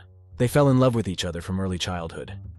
When His Majesty returned to his homeland, he wanted to marry Yupan, but Lu Buwei and others were against it because of her position. The sovereign desperately defended his beloved from all threats from the lips of nobles who were higher in status than him. After this, Yupan decided to leave in order to maintain stability in the country. After her departure, the sovereign became obsessed with power. He limited the rights of his mother, killed Lao Ai, carried out reforms, got rid of the old nobility, and took power from Lu Buwei. The general also added that all the king's ambitions come from Yupan's obsession, and if he finds out that she is dead, then only God knows what could happen to their state. Meng Tian understood why the sovereign had not yet identified an heir. He added that everything's secret was becoming clear. Fortunately, Zhao Qi now has children, and perhaps, although for their sake, His Majesty will try to maintain his sanity. Meng Tian also added that the king likes Yaner and highly appreciates the merits of Zhao Qi. When the truth is found out, he can become the heir to the sovereign. It turns out that Li Si made a mistake when he tried with all his might to marry his daughter to Fusu. Meng Wu thought that they were supporting the great general, but did not think that he was a possible future ruler. Through time, night, Kingdom of Zhao, city of Jinyang, some large convoy of soldiers was walking along the road. The guy on the observation tower shouted that there were troops there, but he was told that the soldiers were holding their flag, and there was General Pan Nuan's armor there. They thought they needed provisions. The man asked to open the gate and said that they had arrived on the orders of the senior general for provisions. The guards on the wall said they would open it, but before that you need to put your badge in the bucket below. The soldiers raised the bucket, examined the badge, and said that everything was in order, and then told them to open the doors for them. The gates opened, and the entire squad began to slowly enter these huge gates. They were greeted at the entrance. The guy greeted his brothers in arms, and said that Senior General Lin Po had forbidden him to enter the city and disturb the residents, and also asked how things were going at the front and when General Pan would return with victory. The man on the horse laughed and said that if he wanted to know the truth, then he should bow his head. With a sharp swing of his sword, the man slashed the soldier in the neck with his blow while on horseback. The man shouted that according to the orders of General Zhao, civilians should not be touched, those who surrender should not be killed, and those who refuse to surrender will not be spared. The soldiers under the command of Zhao Qi, who were wearing the armor of the Zhao kingdom, attacked from within, and the battle began. The surprised soldiers of the Zhao kingdom were surprised that the Qin soldiers were inside their territory. They did not understand how this happened. The battle began. The general shouted that those who surrender should not be killed, but everyone who refuses to surrender should not be spared. Frightened residents watched all this chaos from home and were very afraid, but the Qin army did not touch the residents. The soldiers of the Zhao kingdom began to take turns surrendering and asking not to kill them. They lost. The Qin army rejoiced in victory, while the Zhao soldiers either surrendered or ran away to save their miserable lives. Our hero, entering the city, was surprised that they managed to capture Jinyang so easily, and also added that Handan is only 50 li from it. A subordinate approached our general and said that the city outskirts of Jinyang were already under the control of their army. Most of the Zhao soldiers had surrendered, and only a small part was resisting. Our hero said that information about the siege should not be allowed to spread. They will follow their plan and capture Handan using these tactics. A bound soldier from Zhao called the Qin soldiers dogs and said that they thought too much of themselves, that General Pan was about to return with victory from Nanyang, and that would be the end for them. The soldier from the Qing army laughed and called the soldier from Zhao an idiot, and then asked where he thought they got the armor of the Zhao kingdom. He said that Pan Nuan was beheaded by Zhao Qi. He also added that the Zhao army was burned alive in Nanyang. The soldiers from Zhao were as shocked as possible. They could not believe it. One of the subjects asked our hero what to do with these soldiers, and whether they should be included in the lists of soldiers of the Han army. The man from Zhao shouted that he would rather die than surrender. Our hero laughed at such a statement, and said that since he wanted it that way, he would fulfill his wish. Leaving this place, Zhao Qi ordered his soldiers to kill those who refused to surrender. The great Qin kingdom captured the Han lands, and their soldiers quietly surrendered. If Zhao's soldiers are resisting so hard, then they don't need them alive. The guy went into his chambers and asked the system to count the rewards. A system notification appeared in which it was written that under the command of our hero, 5,235 people were killed. The system suggested that the guy increase his level because he received 1,308 experience points from the battle. The guy started to level up. System notifications with information about our hero began to appear, and the young man's internal and physical strength increased. The guy reached the peak of the post-heaven stage. Zhao Qi said that this time they had practically no resistance, and he thought that the Zhao Kingdom's forces were already on the way. A subject came into the room and said that everyone who did not surrender was killed, but what should they do with the rest? The guy said that 10,000 surrendered soldiers will go to Xinjiang. The guy added that they would go to Anyang, and there was no need to ask for help. The subordinate said that if they did not ask for help from Xianyang, they would be left without support in the future. Our hero asked if his subordinate really thought that he was so reckless and arrogant. He denied it. The young man said that he would never risk the lives of his soldiers in vain, and added that this time, they captured the city so quickly that the commanders did not destroy the secret letters. The guy walked up to the map and began to show something there.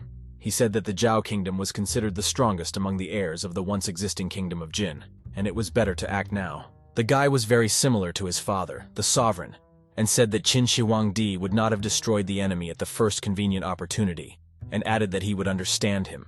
Meanwhile, in the captured city, our hero's subjects stood looking into the distance. A frightened guy on a horse ran out of the city, trying to ride fast enough so as not to be killed. Our hero's subjects asked if he would allow the enemy to escape and report everything to Handan. Our hero said that this is exactly what he will do, thereby instilling fear in them, which will be the key to their victory. While chaos is happening in their palace, our troops will gather at the walls of their city and attack. Our hero shouted for the soldiers to change into the armor of their country and added that 10,000 soldiers should remain to guard Anyang, and 140,000 others would follow him to storm Handan. Meanwhile, Handan, Luntai Palace. Some shouts and heated discussions could be heard from there. The king of the Zhao Kingdom could not believe that Pan Nuan was dead and Jinyang and Anyang had been captured. The young soldier said that Zhao Qi had deceived them all, and now the Qin army was several dozen li away from Handan. The ruler of the Zhao Kingdom shouted that Pan Nuan was weak, and because of him they were in danger. He started bleeding from his mouth, and Guo Kai told him to take care of his health. The frightened sovereign asked what they should do. He said that the Qin army was almost there, and if they captured Handan, then the kingdom of Zhao would end. Guo Kai tried to calm the king. The man said that in Handan they have 50,000 selected fighters and several of the best commanders. They will protect the sovereign. The chancellor proposed to give the order to General Lian Po. The young guy, Crown Prince Zhao, Prince Chunping, said that if you call General Lian Po from the border that he defends, then it will be unprotected, and Wang Jian's army will break through. The young man said that in his opinion, General Li Mu should be ordered to send reinforcements. Even if Handan falls, their lands will be safe. The emperor told his son to shut up. The sovereign asked whether the border cities were really more valuable than his life. If Lian Po returned to Handan, he would definitely remain alive, but he would not wait for Li Mu. The sovereign said that he had decided everything and gave the order for Lian Po to return to Handan, and also added that since Zhao Yi was so devoted to their kingdom, he appointed him commander-in-chief of the 50,000 army. The guy said that he understood everything, and the sovereign of the Zhao Kingdom said that everyone could be free and began to leave. One of his subordinates said that the sovereign was confused. He rejected the brilliant plan of Prince Chunping and took Guo Kai's word for it. Another subordinate said that the sovereign made the most reasonable decision for himself in such a situation. The man said that Lian Po had retreated, which meant that many of their border cities would be trampled by the Qin cavalry. Another man added that if Prince Chunping had sat on the throne, this would not have happened. Some time passed. A subject came running to Zhao Yi and reported that their army was ready to fight. The guy, watching the army, hoped that he could survive until Lian Po returned, and added that the existence of the Zhao Kingdom depended only on them. One of the warriors began to shout that in the Battle of Changping, the Qin army brutally killed 400,000 of their brothers, and now they want to capture them again. The guy asked if they were ready to fight for the kingdoms of Zhao, for their loved ones. Everyone shouted with one voice that they were ready. Zhao Yi said that for the soldiers to defend the city, they only need to wait for General Lian Po, and then they will defeat the Qin army and can take revenge. Meanwhile, our hero was walking on horseback with his subordinates. He asked who thought that he could repel them with only 50,000 soldiers, and also asked who commanded them. The subordinate said that they were commanded by the ancestral Prince Zhao, Prince Chunping, Zhao Yi. Our hero understood everything and said that this was nonsense. The guy turned to the army and asked if they wanted to respond to the provocation of their enemies. The soldiers of the Qin army were ready. Our hero said that the Celestial Empire has been going through troubled times for a long time. The people of Yandi and Huangdi are suppressed due to constant wars. Qin has already destroyed Han, and now it will destroy Zhao. The guy said that they should defeat Handan and destroy Zhao. Let the great Qin unite the people of Yandi and Huangdi. They must destroy Zhao and bring prosperity to Qin. Under the excellent speech of our hero, who motivated everyone and charged them with fighting spirit, the soldiers took out their swords and rushed into battle. Our hero used the skill to raise the combat power of his subordinates and told them to go on the attack. Someone shouted about a defensive formation and ordered the archers to begin attacking the enemies. The shield bearers stood behind the archers, and the archers pulled the string on their bows and aimed at the enemy. The young man was surprised and said that he had never seen such formations. The guy said that it doesn't matter, and maybe this is some kind of trick. They just need to not let the enemies get close, and ordered the archers to start shooting. A real hail of arrows rained down from the roofs and walls of the huge city. Each arrow was very fast, accurate, and powerful. Our hero shouted that Janae and told the archers to get ready, and also ordered the catapults to be prepared. The guy laughed and said that they thought they would harm them with these trinkets, and then said that the archers should show these idiots what real arrows are. In turn, each archer began to draw the bowstring and take aim at their opponents with their bow. A hail of arrows, along with huge boulders that flew from catapults, fell on the walls of a large city. Zhao Qi did not understand where they had such enormous strength and firing range. The guy heard his subordinates screaming in pain. He ordered the archers to continue firing and added that they could not be allowed to advance even a step. The main task was the defense of the city. One of the soldiers shouted that the Qin army had repelled all the arrows, and now their infantry was preparing siege ladders. Prince Chunping was in complete shock. Looking down, the guy saw the shield bearers, who were moving closer and closer to the wall until they had not erected any ladders at all. Zhao believed that they had lost. He said that unfortunately, they were unlikely to be able to wait for General Lian Po. However, he did not understand how they could advance so far with such heavy shields. Our hero looked at Zhao Qi and said that Prince Chunping is very curious, but unfortunately, he will never know the full strength of their fighting formation. Our hero was sitting on a horse, and in his hands he was holding his bow.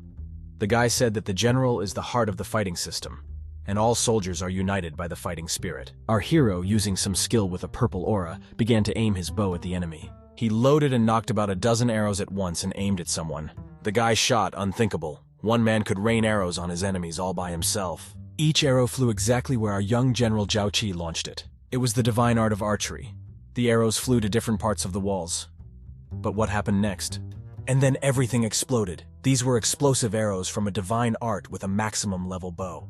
The soldiers flew away from the doors and the wall. The young general shouted that he could not allow our hero to capture the city, and therefore ordered the use of boulders, logs, and fire oil against the enemies. Without having time to prepare for defense, a soldier came running and reported that the Qin army had broken through the gates, and their gates had been blown to pieces. Using the divine art of the bow, our hero launched several more arrows that flew straight towards Zhao Qi. The arrows hit the target. Prince Chunping flew straight into the wall, and the arrow hit him exactly. The guy screamed in pain. With the arrow of our hero, the guy was carried away and nailed right to the wall. His subjects were very frightened and ran to their prince. Zhao Qi was very badly wounded. His subjects asked him not to die because the fate of Handan depended on him. The guy didn't understand where our hero and his army had such enormous power. Meanwhile, our hero watched the attack on the Handan and did nothing. He silently watched his army win while sitting on his horse. To be continued. Thanks for watching. Subscribe. Dabo recap with love.